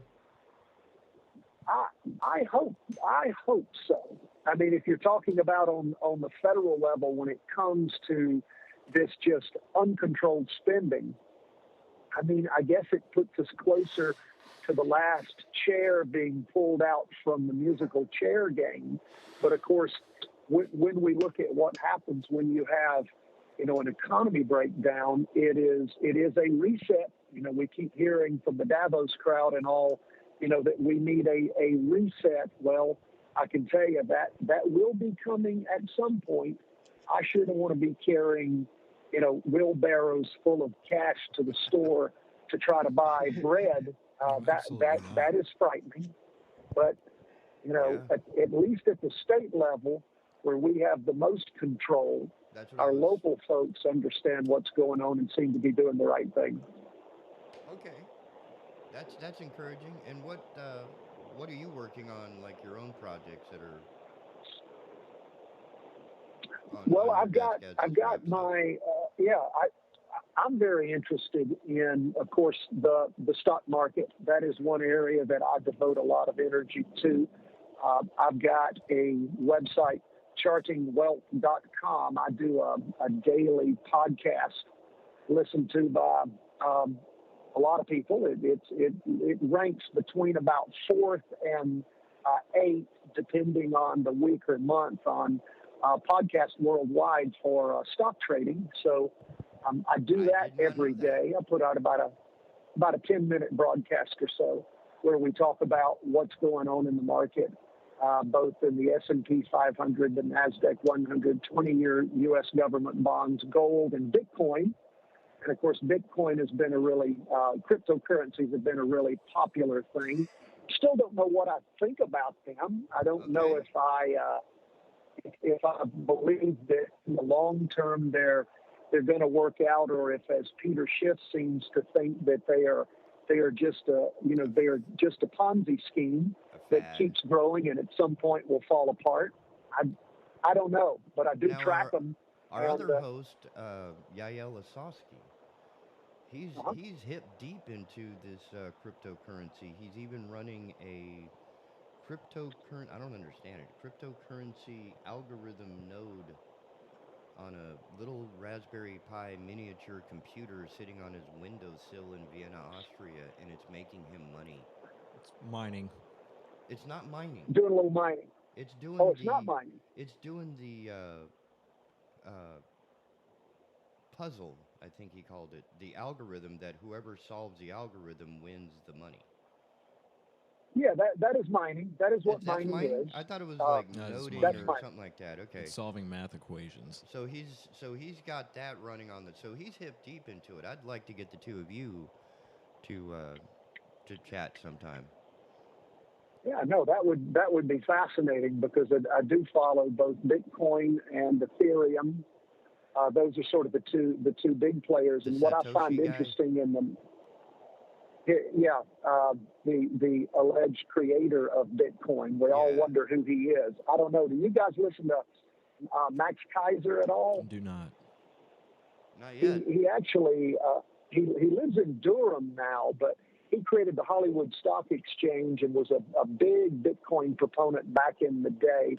He's in the alternative media. His show's on RT on Russian television, but he's been around for many, many years. Does a 30-minute show every day. First 15 minutes, he and his wife talk about things, and then they interview a guest somewhere in the world. But it's really good. You can catch him on YouTube. All the programs are uploaded on YouTube. That's where I always see him. But he's been hip deep into Bitcoin forever. When he used to come on people's shows many, many years ago, he would give everybody 10 Bitcoins, if you can believe that. Holy It's worth cow. around $10 or less. And you would not believe the number of people that he gave Bitcoins to that lost their wallets.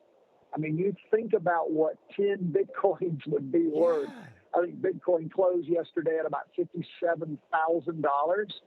It So just if you gave had him 10 away of like them, dimes to the street yeah. people. Oh, yeah. Wow. Yeah, just gave them away. Walk in and say, hey, here's a Bitcoin wallet. There's 10 coins in there. And people are just like, yeah, whatever. And, yeah, I mean, you would not believe the number of folks that lost their wallets. And, of course, once you lose it, you're done. There's no recovering it if But you how don't do you have lose the your wallet? Like, if codes. you mean like they gave away their coins, or they? Oh, they just forgot the numbers, lost the numbers, the code that you need in Oh. order to log into. So they're gone at that point. You Oh. can't get them back. And that's They're like an you entire can't. college education gone because you didn't write Oh, down a phone number. I Well, I wouldn't be mean, able even to. more than that, $570,000 is what 10 bitcoins would be worth today. And it's been So, higher than that oh yeah, before. it's been up to a high of about 60,000. So that's where it's Lord topped have out. mercy. Yeah. $600,000 So as a gift. yes, Just for Well, in all fairness, when Bitcoin first started, none of us really knew what it was going to turn into. I thought it was like Beanie Babies. Well, no. People were going to beat each other up over Christmas, and then by March, the kids will have all destroyed them, and they'd be worthless again. No.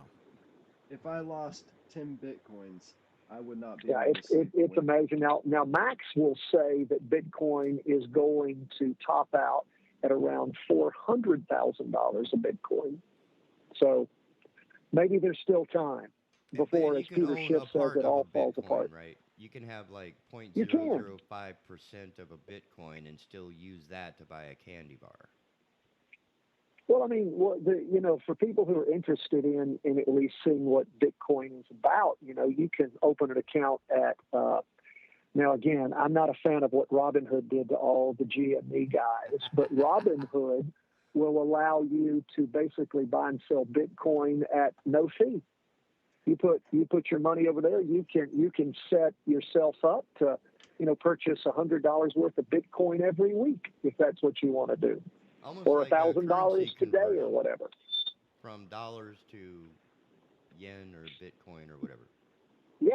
Yes, exactly. Now, the problem with Bitcoin, of course, is its volatility. Yeah. It was up about 4.7% yesterday. It could be down 10% today. You don't know. But you had the country of El Salvador that's tied its currency to Bitcoin, and that's going to be an interesting experiment. I call that like Very. a very dangerous experiment. Well, it is, but again, if you're a place that, and again, I don't want to disparage El Salvador. I like Central America, but it's pretty much a third world country, at least second world, if not third world. And banking is so expensive. And I heard a Bitcoin advocate talking about what Bitcoin allows people in the hinterlands to do who can't really afford to have a bank account. Now you download a Bitcoin app, you have Bitcoin. You can take payment. You can make payments in your app. You can basically, almost for free, have your own bank account, which is pretty cool. Right there on your little cell phone. And you will find when you go to these places, most all of them, cell phones are ubiquitous. They're everywhere, even in Africa, in many places. So folks have cell phones. So if you have a cell phone and you have Bitcoin and a wallet, then you're able to transact business, which is really interesting. Now, again, So to the end user, it's as we all as transparent as using your debit card. Right, exactly, Wow. exactly, except for the volatility, Right. and that's where the fact now that we are seeing though things like BITO, which is a Bitcoin futures ETF. The more of the futures market we see set up in Bitcoin, and it hopefully will be stabilizing the price of Bitcoin more by folks purchasing out in the futures on Bitcoin movement and all. Hopefully that will slow down some of these wild swings, because the last thing you'd want to do is pay $57,000 for a Bitcoin and then have it go down to $20,000. That's a pretty heavy hit. And people are like, well, that might happen. Hey, just look back at Bitcoin and see how volatile it has been. So that's Especially what if you scares gotta make people a the mortgage most. payment and suddenly, you're $50 short. Yes. Now, Or I do what have a about question for you from an $50,000 economic short? point of view, because you're probably the most well versed in this. Since the dollar moved away from the gold standard, there is no real backing, except as you had mentioned, the oil industry that developed through the 50s and 60s. There is no backing to the Bitcoin, is there? I mean, it's not like a stock value that's going to shift based on whether people are buying Amazon or using this service or buying that product.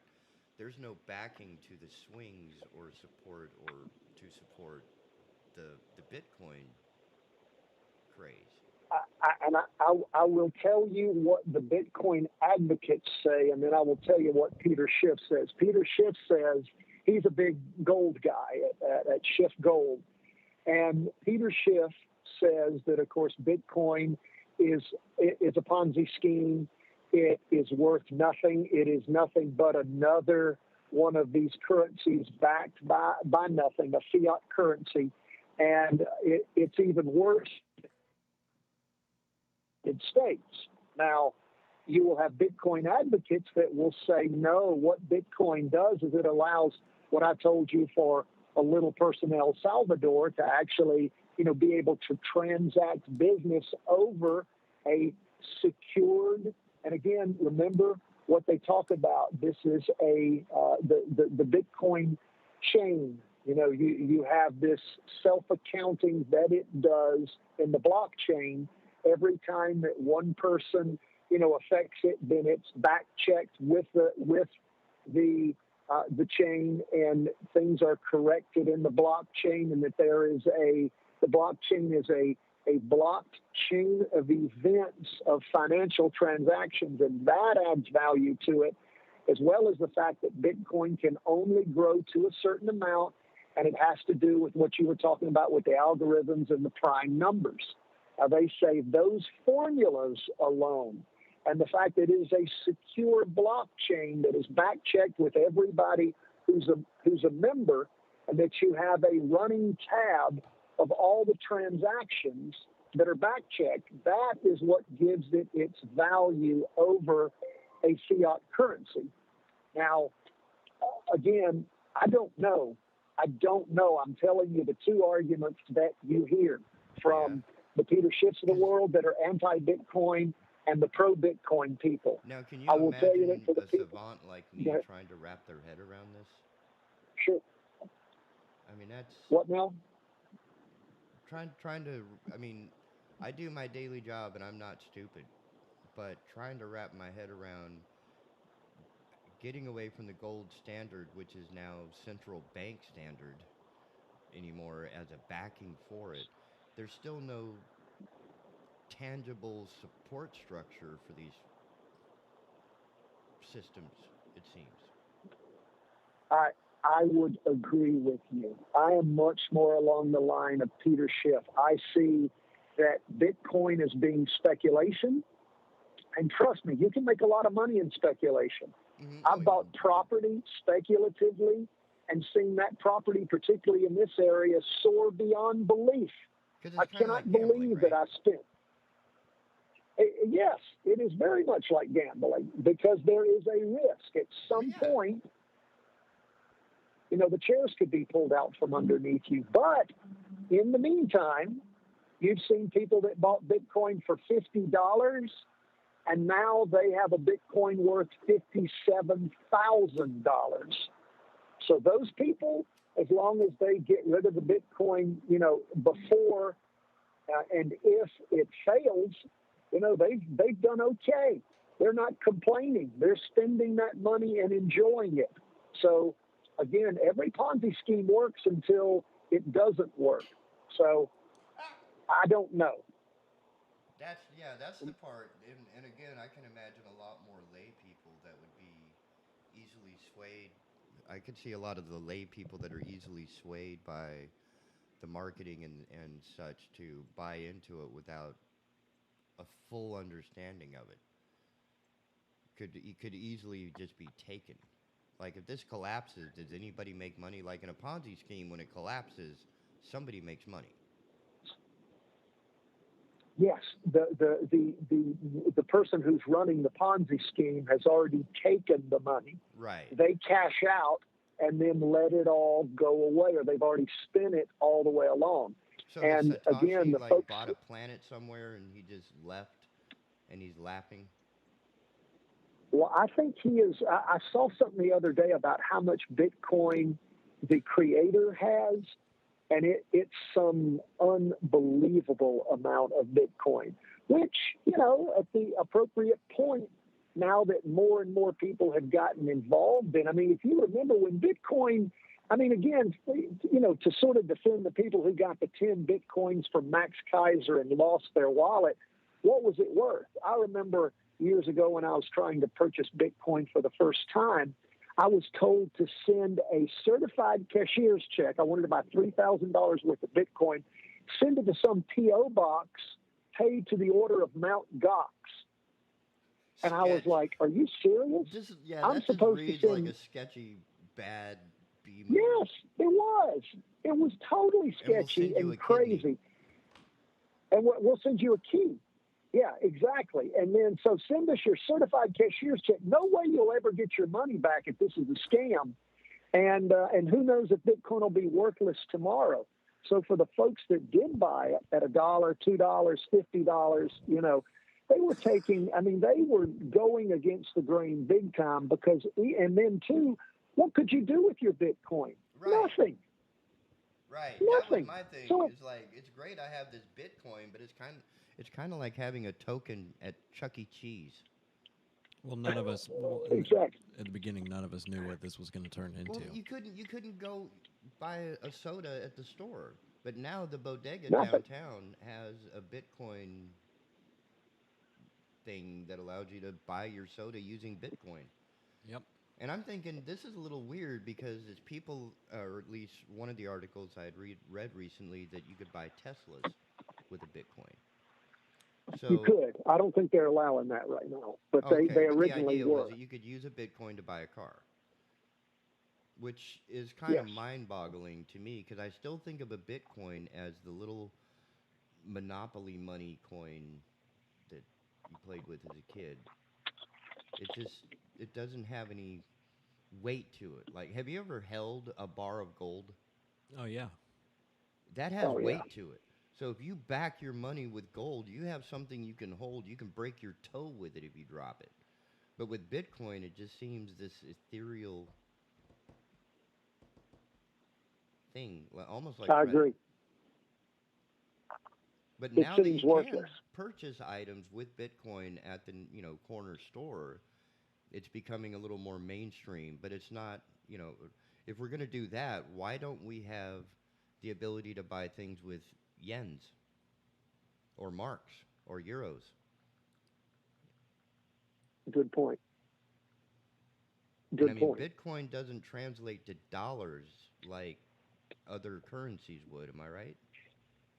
Well, like you said, the bodega downtown, when you have folks who are willing to clear it for you, like Robinhood with no fee as opposed to, the folks that advertise, I see their advertisements all the time. It's Coinbase. Coinbase charges you 2% each way. That's what you have to be careful of, is what are you paying to translate your Bitcoin into dollars? That's more than what retailers pay to process cards, isn't it, per transaction? It's like 1.5%. Around 2.5 to 3%. 3%. Okay. It can be up to 3%. So, but again, you're paying 2% each way as opposed to Robinhood, where they don't charge you anything. So again, I think it will get more and more transparent and less costly to be able to do that. So, again, it is transferable right now. So, if and when that market does crash, it would, as Bitcoin gets bigger and bigger and more billions and billions of dollars are poured into it, if anything did happen, it would be an incredible loss of wealth worldwide that could, portend a major depression. Exactly. We're headed towards a major depression right now. Oh yeah. Well, it would be incredibly deflationary, sucking out of the world economy, the potential of trillions of dollars in the future. So we don't want to see something like that happen. And that alone, those kinds of problems can be one reason that you might see governments and institutions continuing to shore it up against a loss. But getting back to your point about gold, the thing about gold is gold has been a store of wealth and value for thousands of years of human history, way before anything about Bitcoin could have even been imagined. And fiat currencies, every fiat currency in the history of the world has gone through whether it was the Roman Rome and its coins when they debased the silver coins, throughout the course of the empire until it collapsed, whether it was the Wehrmacht, whether it was the Zimbabwean dollar, whatever it was, every economy who has used a fiat currency has completely collapsed in the end. So our American dollar is at risk. Yes, and the more money they print, the more they debase it. I mean, the more of a push there will be at some point by the world community to say, why are we letting ourselves get screwed? I mean, think about it. If you're someone living in Europe and you are having to buy your oil, based on U.S. dollars, and you're seeing the U.S. dollar inflate 40%, that's hitting you with an additional 40% tax that you had nothing to do with U.S. spending. You're getting no benefits. You're getting no new roads or infrastructure, whatever they're claiming they're spending it on.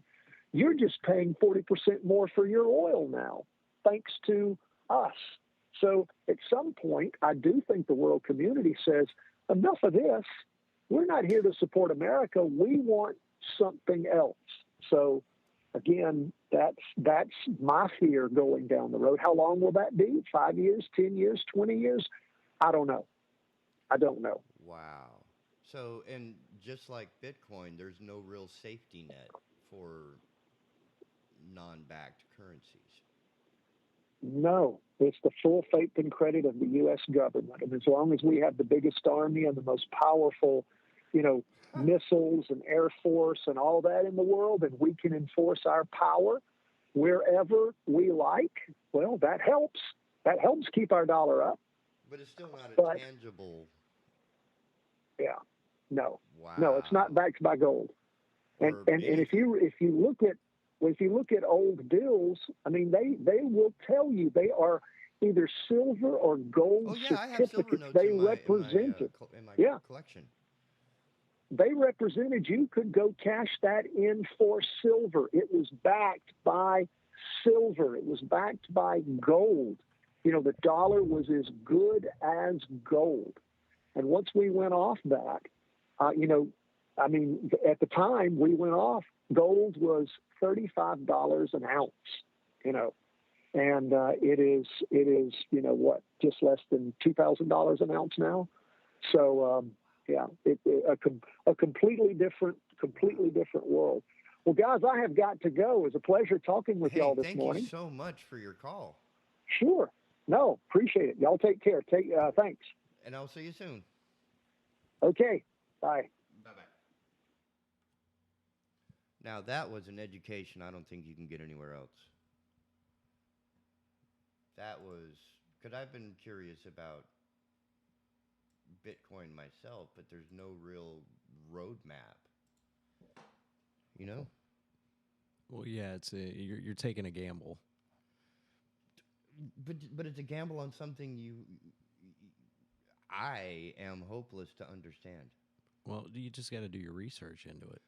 Dude, this is like doing oncology research. Yeah. It's not like researching Moby Dick as a sociological commentary. Yeah. This is some convoluted stuff. And I wish I could get a hold of my friend Yael Askasi. He's on the other side of this thing. He's fully embracing it. He's much younger than Mr. Goolsby and I. We're of a different ilk. We were still taught the three branches of government in public school as a required course. Required course. Not even taught anymore. That's how you know the government wants to keep you stupid. Yeah. The only places that are going to teach this type of history. Samuel, who's not even from here, knows more about our history than we do.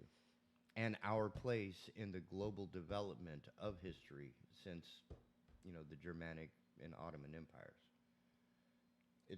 I have learned more with him bringing it to life than anyone else. It's amazing. And now we have a whole new what? Oh, you're pointing to that. I see. You're wanting to run away. No. No.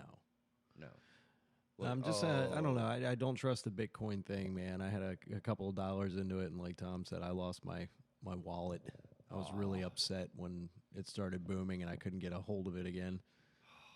And it was kind of, I didn't want to invest anything more into it because, you know, it goes up and down. It's doing well, and then it crashes. And usually by the time, unless you already have money into it and you follow it every day, it seems when it booms, by the time you hear about it, it's already too late. You know, you want to get into it, and then, you know, it's down the next day. Yeah. Well, it's like the stock market, you know, ups and downs. But I'm everything back now. behind it. Right, Justin? Where you at? What'd you say?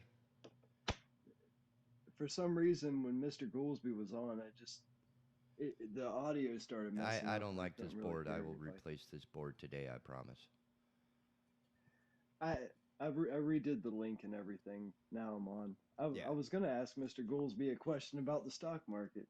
I grew up with him on TV. For real. Yeah? Yeah, Tom Goolsby, Goolsby Law Firm. When I saw him on there, I was like, oh, God. I used to work at a T-shirt printing shop that's, like, literally right next to this building. For real. I saw him every day, like, walking by for lunch. He sports the coolest suits. He does, man. Yeah. He is like North Carolina Southern culture fashion to his very Alma. Well, I can tell you, I respect that man a lot. Yep. Well, I'm sorry I missed the last part of the conversation. I heard the stuff about the Bitcoin and everything. I don't trust the whole Bitcoin thing. I mean, it's just not for me. Yeah. Well, only because you lost your wallet. If you had your wallet, you'd be rolling in a Hummer like right I was trying now. to say earlier, none of us knew at that time what this was going to turn into.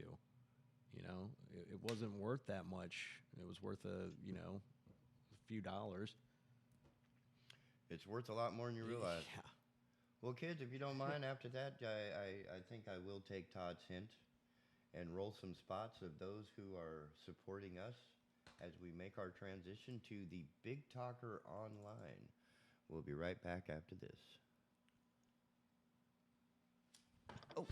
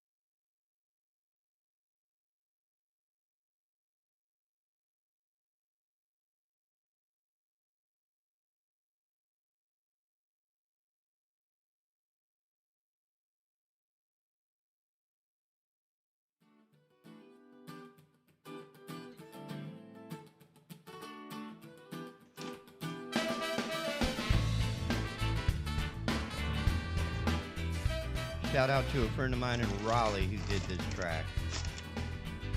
The band is called Sofa King Dread. So I got some breaking news. Marilyn Manson's home was reportedly raided by the L.A. County Sheriff as a sexual assault investigation continues. Ooh. So Marilyn's currently facing multiple lawsuits stemming from allegations. He's going to be rooming with R. Kelly soon. Man, I got to tell you, I have worked with Marilyn Manson one time, and he is about the strangest individual I think I've ever met in my life. Was he better or worse than Power Man? Power Man was nothing compared to Marilyn Manson. I had to pick up a rider, and on Marilyn Manson's rider, he wanted a litter box and some kitty litter. And the thing is, nobody, and this was for his trailer, nobody that day saw a cat. or any kind of pet dog, lizard, anything. You think it was for personal use? I have no idea.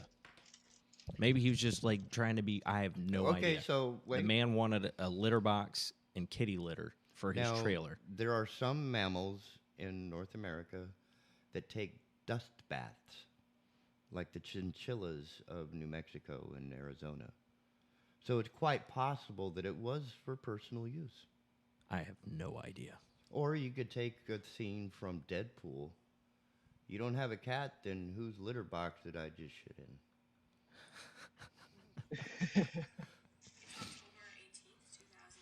But yeah, that was our friend Tom Goolsby, who is a genius at this economy stuff. Who I think more of that type of mentality needs to be, at least in the fiscal areas of our.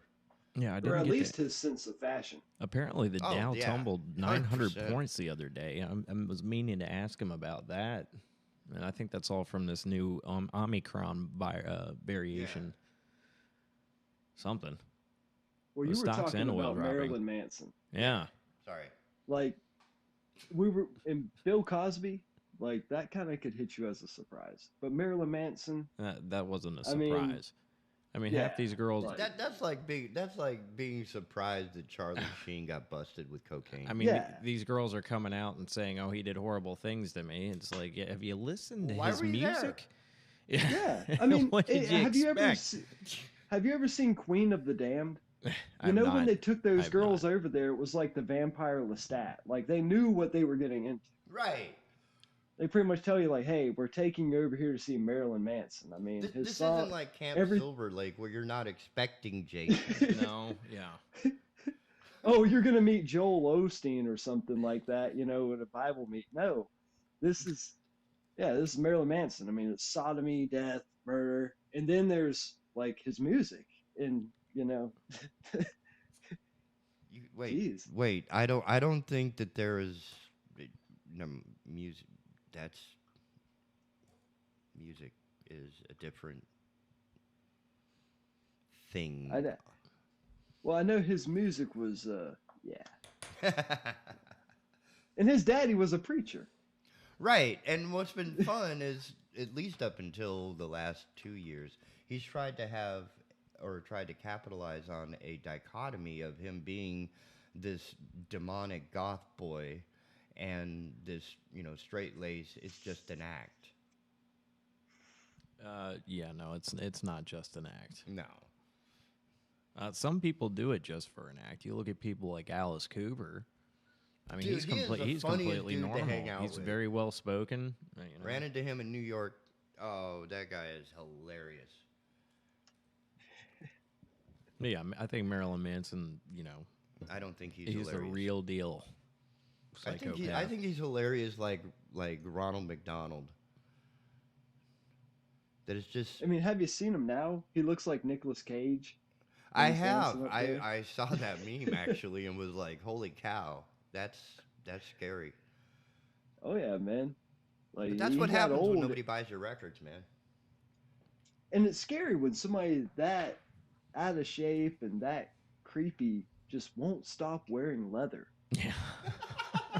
I mean, he's starting to look like a cow. I mean, you were talking about how white you are. I mean, look at him, man. Well, Ugh, that's pale. He does that on purpose. Yeah. I mean, he's got like Revitiligo or whatever. In all fairness, his I- last couple albums were pretty decent. Whom? As a music lover, Marilyn Manson. Oh, Yeah, I can say that. That was I his- can't speak on him as a person. He might be a piece of crap, but at the last album, the last two actually were pretty good. Oh, there were some good songs. I mean, Beautiful People, that was pretty good. That was a long time ago. yeah, that was a while ago. Back when it was relevant. But even closer to home. Well, didn't you show me that video that had him and he had like mouse ears and he kicked his guitars? He was dressed as Mickey Mouse and his guitar player. I think he just had a death in the family. His name is John Five, and he is an amazing player. Yeah, Marilyn Manson's coming over and he kicks him mid-performance. Just kicks him. any particular body part? No, he just kicked him while he's playing the guitar. He threw the guitar down. Was this like Yeah. Jackass style? Yeah, it looked like it. Ooh. Yeah. That's one way to end a friendship, I would think. Absolutely. I mean, and you get kicked by a guy wearing makeup and leather Speedo and like mouse ears. I mean, Yeah, model citizen. in front of everybody. And then what makes matters worse, I mean, he puffs his chest up, but he practically takes it from Marilyn Manson. Man. And I've heard a lot of people associated No, he with didn't Marilyn take Manson. it. He left the band. Take. Oh, he did? Oh, yeah. Oh, he made a stand. Yeah. Yeah, I bet between Todd and I, we have some stories. Show stories. Quite a few. Some of your favorite Quite a few. celebrities. I can't name any names, Yeah. but, you know. Well, people would end up. Well, I remember a story you told me about a certain singer who hit their fame back in the break of the millennium, I think. Oh, it was a 90s band, yeah. Is this at the second It floor was place? a 90s band that played in Wilmington. Was it a Greg gig? I'm trying to think. No, I'm trying to think how I can say this without getting in trouble. The singer came to the location where the concert was happening.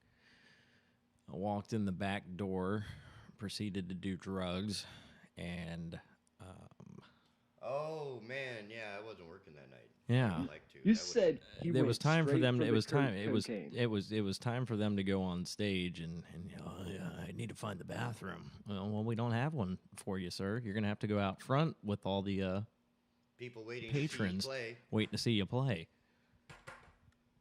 And this particular band had a meltdown recently. I don't think I can tell the rest of the story. Well, to be fair, the venue he was playing wasn't exactly prepared No. for this type No. of situation. Nah, But I most of the remember people that have a story you bus and they told me. have their own private facilities. Yeah. But in this case, Just call the guy Break Lips, okay? Just call him Break Lips. Break lips. Yeah, just oh, Old Yeah. fish lips. old man. Break Lips, you know, or Crack Jaw, you know. Wow. Subtle hints. Subtle. That's subtle like a 2x4. So apparently the two of you are more politically aware than I am because I'm just technically trying to keep this thing alive. Man, we are all trying to technically keep this thing alive, and that's why we're here. Yeah. We got this And I call at appreciate 11 it. You guys o'clock on a have been helping Sunday. me keep a morning show going. It may not be the best morning show. No, it's not. We may be hemorrhaging listeners like the government is hemorrhaging cash, but here we are. Yeah, We're here. We are doing here. it at 7 o'clock in the morning. We are here. We are supporting our friend Chad Adams and the Red Wolf Broadcasting. I'm sure Ted is also listening in. Ted Bodenchat's our financial director, I guess, for lack of a better term. It's a dirty job, but someone's got to do it. Yes, sir. We care a lot. We do care a lot. So when Chad takes over, I promise the show will go back to being. That's why I called it the asylum, because everybody is the inside was allowed to take over, and now we know why it's a bad idea. We're all a little mad here. Yeah. We're just more open to it, Yeah. and we have a more colorful vocabulary than some of our more. In all fairness, I was not the first one to swear. Probably not. Yeah. We waited for you to and- break and- the swear. And off the air, I think I swear more than all of you guys combined. There is a lot of salt in your A little bit. speech. I was expecting you to curse with the story about the certain. I had to hold band back singer. a little bit on that. Dude, you should gotta be you could real see it- careful what I You say. could see it in his face. I gotta All be that tension real around his careful about what eyeballs, I say. trying not to say. Man, accurate it was. words. It had to be painful. Just like this morning show, it just had to be painful. There's an old saying. It's like, don't meet your heroes. You know, definitely don't meet your heroes. Oh, since when was he your hero? He wasn't my hero, but he's somebody's hero. There goes my hero. Yeah. Yeah. Okay, Some and on poor- that note, nobody is more of a badass than Dave Grohl breaking a leg and doing a show. And I don't even think he was drunk when he was doing the show. I mean, if somebody breaks a leg and they're hammered, you kind of giggle at him as well. But no, this was, wow. Heck, I remember the Nirvana fight they had. Cobain jumped off the stage and Grohl went right after him. Had his Whoa. back. Man, I didn't know that. But I didn't become a fan until after all that silliness. But anyway, give me just a moment, and we will be right back.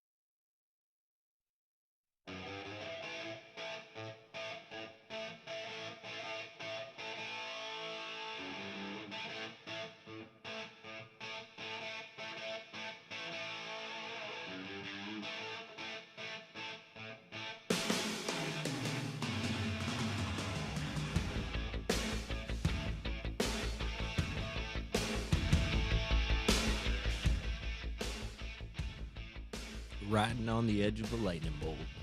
Dude, this is some of the funniest stuff. Todd just handed me his phone with a news article pulled up on it. You're gonna Are you like ready this for this, one. Dustin? Are you still with us? Oh, he muted Oh himself. yeah, I'm here. Juicy? Is that how you pronounce It's it? juicy. Juicy? Smollett. Juicy Smollett trial. The jury, sworn in, disgraced actor could face up to 3 years in jail if found guilty. Disgraced actor is an understatement. This is the guy that basically He tried- paid somebody He for tried to fake pull a news. helter skelter. Yeah. He pulled a yeah. The two Yeah, he pulled a brothers. Charles Manson. He tried to start a race war. He sure as heck did. Let's see. Didn't They work were out sworn too in well for Monday. him. It sure as heck did not. And honestly, he should, be punished for this. Oh yeah. They were asking There potential has to be jurors if accountability. they had been the victim of a hate crime, or if they had watched Empire, or watched the network or the show TMZ, or if they belonged to any civil rights or pro-police organizations. Man, that's got to wipe out like 80% of this the was a pretty peers. high-profile story, too. That's what I'm saying. Suppression, anyone? Yeah. And then he tried to say that he did it for awareness. No, he did It's it like- to try and be a Yeah, victim. we're aware you're an idiot. He's going to be a martyr. What's even more painful is that if he is convicted and thrown in prison, our tax money is feeding him. But How's hey, that? he is openly gay, so I mean it's kind of like Tiger King. He's going to prison. There's a sunny side to that for them. He'll be on the baseball team. He'll be pitching and catching. He tried to say some MAGA guys jumped him in Chicago. Right, With back in MAGA 2019. That was, dude. Oh yeah, Yeah, Trump supporters. yeah. Oh yeah. Back when Trump supporters were totally welcomed at all establishments, especially in Chicago. Yeah, well, let's go back to the Central Park 5. No, I have another piece of news for you guys. What you got? Uh-oh. Apparently, there was a explosive device detonated on Long Island. I heard about that. Apparently, they felt it like a couple miles away. Oh yeah, it And was they're out on the investigating beach. it. Well, I'm hoping somebody felt it closer. Yeah. No, I'm saying. Well, I'm saying it was like, on it an was island. large enough to where they could feel it like There a are couple humans miles on away. just about every dot of island on this planet. Well, you know how Especially we have, Long Island. well, you know how we have like Hutaff Island. We have small islands in the Sound. Yeah. It's kind of like that. They went to a small island, detonated the device, and people saw a boat driving away. And FBI is investigating it because it might be a dry run for an explosive attack. Or it could have been a YouTuber trying to demonstrate how bleach and a normal fern can be used to create a Iron Man type explosive. Well, this goes back to what you were talking about yesterday about the YouTube videos with instructionals how to do this. Mhm. I mean, there's your answer. Hey, What's does it going really on? work? It could have been somebody making a video and they're like, And the guy shit, driving- the feds. And the guy driving away in the boat really fast, he was trying to catch his hand. He just probably blew his arm off. He's like, I put a camera on that and it flew the camera out to the ocean. So now I gotta look for the camera. Well, still, it could have been malicious. At the same And time. GoPros have GPS on them now, so you can find it. Dude, that's crazy. But what would... Which but which no leads matter- me to a What? fun fact. Okay. I have a fun fact for you. You know James Woods? I do know James Woods. I don't know him he- personally, but I've seen him on Family Guy. Oh, yeah, exactly. You Google him, you see a picture, you've seen him in a bunch of movies. he called. Didn't he call the government and tell them that he spotted the hijackers on 9/11 and like nobody listened to him? He saw the hijackers of 9/11. I think it was like a week earlier. And he reported them. Yeah, he reported. And he they was on a laughed it plane with off. him. He saw these two guys acting suspicious, and he told the authorities. He made a report about it, and they tried to say that he was, he was stereotyping the guys because they were Middle Eastern and Profiling. stuff. Man. When they kind of shunned him for it, and James Woods was like, no, I get on the plane with all types of people. But these guys were acting weird. And then a week later, he said the FBI showed up at his front door, and he was right. The men he identified for suspicious activity that the government just kind of let go and didn't Hey, Dustin? investigate. We're going to try this again. We have a caller on the line. Caller? Oh, go for it. Caller? Are you with us? Hello, caller. Nope, I guess not. Never mind. He must not like my story. That must have been it. But yeah, is James Wood back in the news, or is it just we're just upset that he wasn't? Well, it's just funny that he could have stopped 9/11 had they have taken his advice. Those were the terrorists doing a dry run, which is what they believe the explosive device detonated out in Long Island is a dry run because Yeah, it's they'll definitely do a something that practice shouldn't run. be ignored. Um, Well, there's certainly no real direct benefit. it needs to be investigated. It could be something a lot more serious, I think is what Dustin's trying to say. Oh yeah, I do not doubt that at all. I mean, any explosive, planned or unplanned, is not necessarily a good thing. No. Building demolitions, on the other hand, is probably the one where it's legit. Well, yeah, but still, it's upsetting and disturbing that you, your children, somebody malicious intent can get on YouTube and look up a video of how to, make an explosive. Yep. But that's one of the things about being free in America. If you stifle that information, if you suppress that information, you must relent the title of freedom. Yes and no. It's a slippery slope, my brother. It is a slippery slope. And there are a bunch of books written in the 30s, 40s, and 50s all about this. There's the Anarchist Cookbook, and I'd be lying if I said I didn't read it when I was a kid. But that's not the same ilk of warning us like... Sorry, I lost you for a second. Oh, you're good. Yeah, we're just still rambling for another 15 minutes. But we were looking at some of the things as far as like the freedoms of being able to find this information on how to create an explosive device versus the freedom of being able to read Catcher in the Rye. Like, at what point are you suppressing information and still calling it freedom? Well, plus it also just it shows that if you see something, you should say something. Right. Those guys didn't have to be criminally charged. Or just a simple security personnel going over there and just asking them how they're doing and stuff, and watching their reactions would have sufficed. I mean, a week later, they took the lives of countless Americans, and And nobody other listened to old nationalities. James Woods. But it didn't, as far as the information available to do this type of stuff, back to Ronald Reagan's 80s, if anybody remembers, you guys are too young for that. You guys are still learning how to use a spoon. Yes. But his whole thing was, be an adult, be responsible for your actions. And that's sort of what freedom is supposed to be based on, is our own internal sense of morality, whether it's based on a book or a following or a faith. There should be a consistency, at least, in our personal desires, that we should understand that simple things like not throwing candy wrapper on the ground, or if you do see a candy wrapper that may have blown out of a trash can, to pick it up and throw it away. But we can't do those simple things. So how the hell can we expect ourselves as adults in this country to handle the information that we have available to us? I was having trouble hearing you.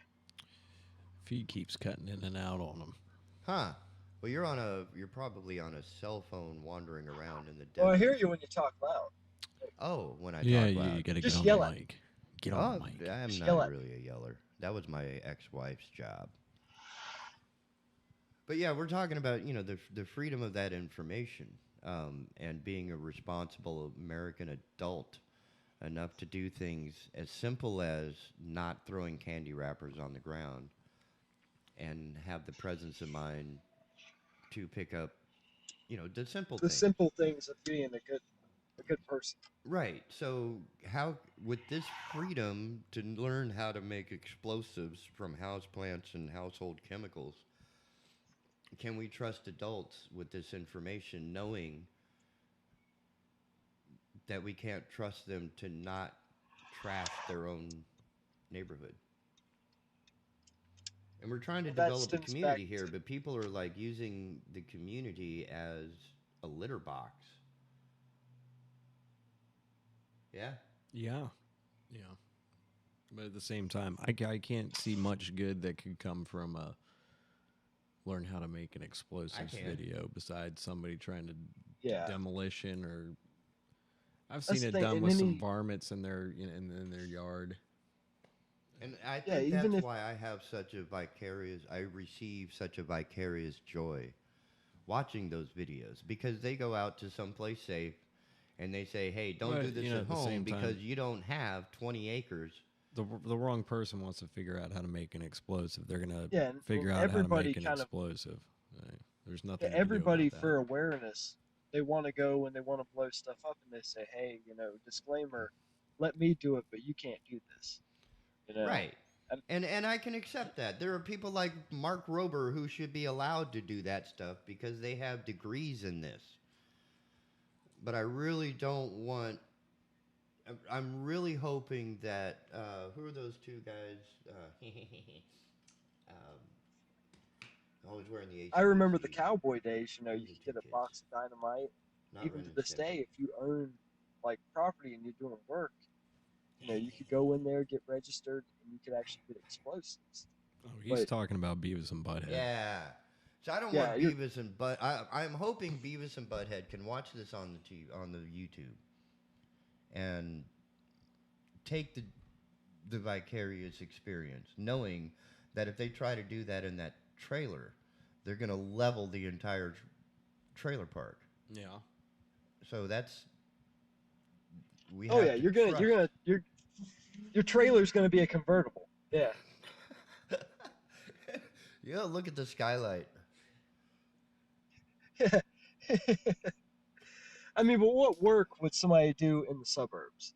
Like, and I am pro-gun. I believe everybody should have the right to bear arms for self-defense. But then you look at explosive devices, it's like, even in self-defense, I mean, that's not safe. I mean, when somebody Right, breaks 'cause in your you're not gonna house, I've find heard of, yourself in a MacGyver situation where you have to blow up a hotel room to get away while you hide in the bathtub. well, then it goes to conceal carry. Like, I mean, if you want to say, hey, I carry my gun in case if, there's a Die Hard situation. Ha. Okay. But then you say, like, what if they lock me in a room? I need to carry a bottle of bleach and, some other stuff, in case if I need to make a bomb, I'm going to carry my concealed explosive device. It's like, Yeah, it doesn't make any I don't- sense. Well, in all fairness, most of the videos that I have watched have mentioned that what they're working with is in your house already. So if you have a curious kid, for example, like me, because my parents, rightly so, would not get me a chemistry kit as a kid. They gave me an electronics kit so I could electrocute myself, but they did not let me have a chemistry kit. Yeah, And they these didn't want you videos- turning into a mad scientist. So the idea, right, is this is what happens if you blend these items together. Don't. And if you see your kid reaching for these items in the same path or the same, series of movements, you may want to discourage that. Or you will have a nice new skylight. I guess that kind of stems into adult supervision, though. Right. And again, there's, adult that Awareness. keeps coming up in the conversation, the word adult. And that's what we have to trust, is that we have adults at the helm. Touche. So, I tell you what, these adults are going to take a break so I can run some commercials and other things, which we have to do. I don't know if anybody's heard this song, but it's one of my favorites.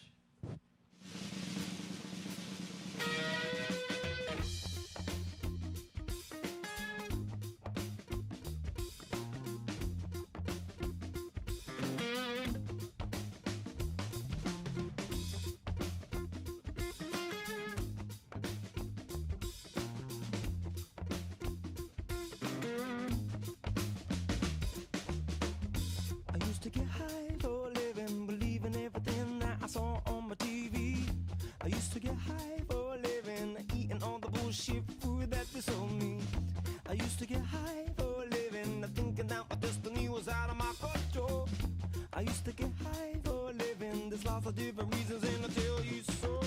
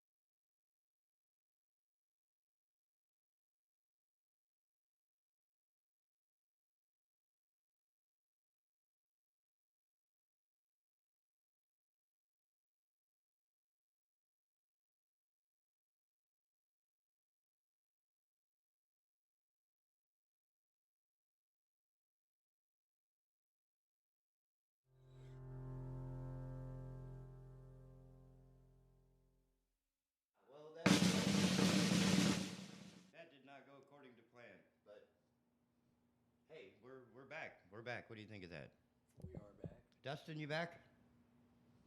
Oh, Yeah, I'm here. there we go. So Todd just handed me this.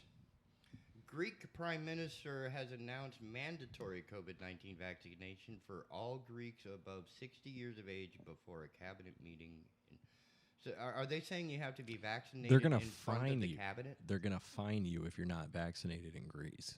But the way this is worded, So for the people that choose not to be vaccinated in Greece, you're gonna mandatory fine them. COVID-19 vaccination for all Greeks above 60 years of age before a cabinet meeting in Athens on Tuesday. So all Greeks above the age of 60 years old have to get stuck in front of the cabinet at the cabinet meeting before the cabinet meeting No, in Athens. no. So they have That no would be choice. logistically impossible. Well, I mean, like I said yesterday, you'd have a lot more people less skeptic of it. They'd be more acceptive of the vaccine if people would quit trying to mandate it upon them and force them to do it. I mean, that's just one of the things we thought we'd never have is a government forcing someone to take a vaccine. Yeah, which is wrong on so many levels. But does this fall under freedom? Yes, it does. It's your freedom. I mean, should you get the vaccine? Probably. Do you have to? No. It's your choice. Should you have access to the information necessary to create an explosive device? That's where the information. Sure, you like information. That's where man. We kind of put our dogs behind the sleigh on this one because we have a thirst for knowledge. We have a thirst for information. Like I said, even if it's illegal to look up things like that and they cut down on it, if the wrong person wants to find out how to make an explosive, they're going to figure out how to make an explosive. It's I mean, the heck, idea there's no behind getting around locks. that. Locks are to keep honest people honest. But getting back to the grease thing, no, they shouldn't be forced to take anything. Yeah. And you know that's going to trickle to other countries. I mean, it was the thirst for knowledge, kind of like the explosives. It was the thirst at knowledge that kind of got us COVID in the first place.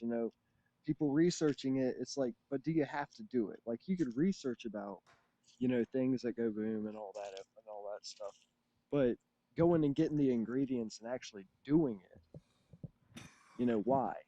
And we Why'd have you a do it? caller. Whoops, we have a caller. My phone. Here we go. Caller, you with us? Yes, I'm so sorry. I'm new to the area, and I was listening to your show in the mornings, and then all of a sudden it was different. And so I'm looking for the show that's usually from 7 to 10. I didn't realize I'd be live on the air. My apologies. Oh, no. You are welcome. And yes, as you could say, this is what you were listening to is indeed a little bit different. We're actually transitioning into an online presence. We have an app for your Android and iOS devices, as well as our website for the Big Talker app. And we will be delivering. And let me try that again. I'm not good at this. I'm actually the engineer. Our host in the morning is not feeling well this morning, so the asylum has taken over. But the app will allow you to listen to our stream 24/7, and you can catch us live on Facebook and YouTube, etc. Okay, so I was listening to the Joe Catanacci show, and then the new guy, Chad Adams. Yes, ma'am. He's actually the old guy, so but he will appreciate you said that. Okay, so is Chad going to be available? Because I know Joe moved. So is Chad going to be available on the streaming? Yes, ma'am. We just got to nurse that man back to health. Thoughts, prayers, and chicken soup would go a long way to that end. Yeah, for sure. Yeah. Okay. Well, I really enjoy your station, so y'all keep up the great work. Thanks so much. I appreciate your call. Thank you. Yeah. Take care. Well, bye-bye. That was nice. Bye-bye. Yeah, not everybody hates us. That's a good sign. That's a good sign. Some people, they like the asylum. When the inmates get out, they want to cave to our demands. So when I was a kid, I had just moved away. Well, I'm a kid. Okay, so just moved away from Albuquerque, New Mexico for the first time. And the New Mexico riots break out. The New Mexico prison riots in Santa Fe. It's just one of those things where you look back at for a moment. It's like, wait a minute, I was there. I was just there. It's like getting off the boat just before the Titanic sailed on the next voyage. It's like I was just there. Man. Kinda I remember like where Todd I was with when his 9/11. Bitcoin wallet. He was right there. He was right. He was right there. I mean, there are some days where stuff happens, and like 9/11. I think we all remember where we were with 9/11. Oh, Like yeah. I was in math class. They wheeled a TV in, and they were like, "Hey, looky here." And Oh, wow, they rubbed it in your face. Man, that's pretty brutal. Oh, man. I don't think I could take that. Nope. Uh, Yeah. Because that means that you were at a young enough, impressionable age that when they wheeled the TV in, you got excited. Well, at first, I mean, whenever they wheel a TV in, I mean, I heard my parents talk about it. You see it on like TV shows and stuff. They wheel a TV in, and they got like an astronaut space crew that's about to Right. land, Or we're something, watching a and rocket blast off or wheel in watching a there, and movie, Old you see a Yeller. smoky building, and pretty much the teachers kind of say like, "Hey, there's been an attack," and we And all kind of thousands look of at the people are screen. dead. Have a nice day. Oh yeah, and I remember some parents were coming and picking up their kids early, and they were going into like, you know, lockdown off the grid mode. They went to code red. I had some family, man. They went out and stayed in the woods for a while after that. Damn. Like, because I mean, we didn't know that that was it. I mean, and apparently there were other planned Plans. attacks, but thank God we were able to thwart them, and you know they didn't succeed in those attacks. But Well, in yeah, my everybody world, I was an remembers where adult they doing were. business by then, so business went on as usual, just a little slower and a lot quieter. Oh yes, But I and can't now you see imagine. it's like, If I were a principal of the school, I would rather the parents handle that type of life experience education. I would not wheel a TV into the classroom and shove it in their well, it face. kind of goes with what you were talking about with with history. I mean, like the Titanic. Yeah, it was tragic and stuff, but like it's taught in history classes. I mean, it, there's sometimes when something is, you know, so big and it takes out and affects so many people, you kind of have to go ahead and just let it in the curriculum. Like we can't hide this. Like, Oh, wow. Wait a minute. So it sounds like you're about to pry bar your way into critical race CRT. I'm studies. sorry. Now that you're crowbarring your way, it seems, into critical race This is Alan. segue. I'm on my way to 310. Oh, well, I mean, there's a lot of stuff. I mean, the history books will write what they'll write, Yep. but The there victor comes a will point write that where it's history like, book. well, that's where you let the truth settle in and you look at the numbers. Like, I mean, the history books, they'll say how many people were injured in this one thing, they'll say how many people were killed, and then they'll leave it to whoever's learning to discover that. Like, right now, we have Or why people it that are happened. passionate Because we're looking about, at the numbers and not the reason. yeah, you look at the numbers and you look at the reasoning behind it and the facts and everything, and you don't look at the passion behind some people. Like some people, they go up and that's a problem nowadays. I mean, like I said, we were at 9/11 where there were actual mass casualties on a grand scale and a lot of suffering and pain. And now it just seems like the media tries to recreate that almost every opportunity that they get. I mean, uh, like I hate what happened at the Christmas parade. It was a horrible attack. But to fulminate on that, whereas 9/11, I mean, we saw a real terrorist attack. Like people talk about January 6th, like it was like a horrible man. There were injuries and stuff, but you can't compare that to 9/11. Like I remember 9/11. Like we didn't know, and there were going to be other planes. I mean, people try to recreate that fear. I mean, look at it today. If there was a say if that dry run we're talking about turned out to be something real. I mean, and even if nothing bad happened, they would still sick on it. And the flags would be at half mast tomorrow, even if nobody was hurt. Well, it's more that we were looking at the body politic as being injured. Whoa, sorry. I think we were looking more at the body politic being injured on January 6th as opposed to a human body. Well, I mean, we've had riots for the past 5, 6 years. Not in I the mean, and halls of the Capitol building, for Christ's sake. there were multiple riots when Trump was in office. That's why they got the Well, that should tell McDonald's. you Remember? something.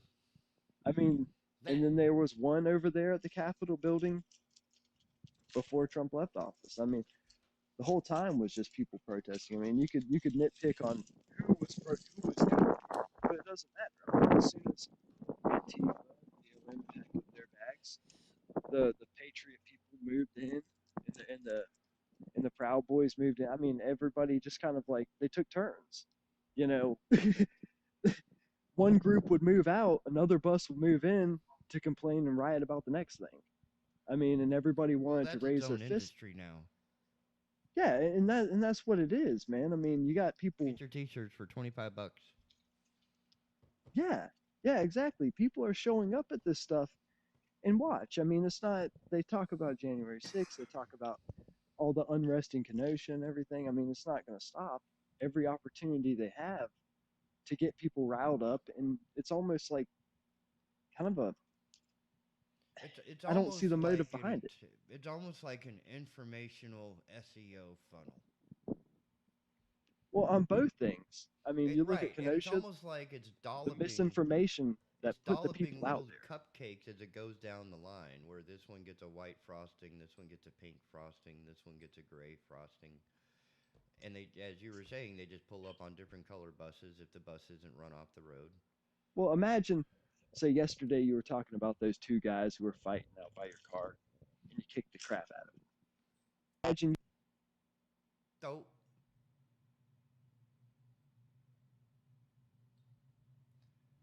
I think we sketchy lost him. internet. It says he's connected. Oh. We've actually gone over. Well, yeah, this has been fun. It has. You certainly threw me to the wolves here, but we did it. I think this is the sophomore slump. It is a sophomore slump. We Yeah. got horked. Damn it. Because I think he had something pretty bright to say. Well, I can't wait to read all the hate mail tomorrow. I'm apparently the number stands at 3. 3? 3. Man, I wish they would have called But in. 3 hate mail at 7 o'clock in the morning. There he is. Is that you, Dustin? Yeah, when did I lose you? Try that again. One more time. I must have lost you there. You sound like a transformer. Yeah. I think internet sketchy where you're at. Man, I think he's so dedicated. I think he's actually at work right now. Yeah, I was having some issues there, but It's getting better. what we were talking about, people attribute malice to stuff. You know.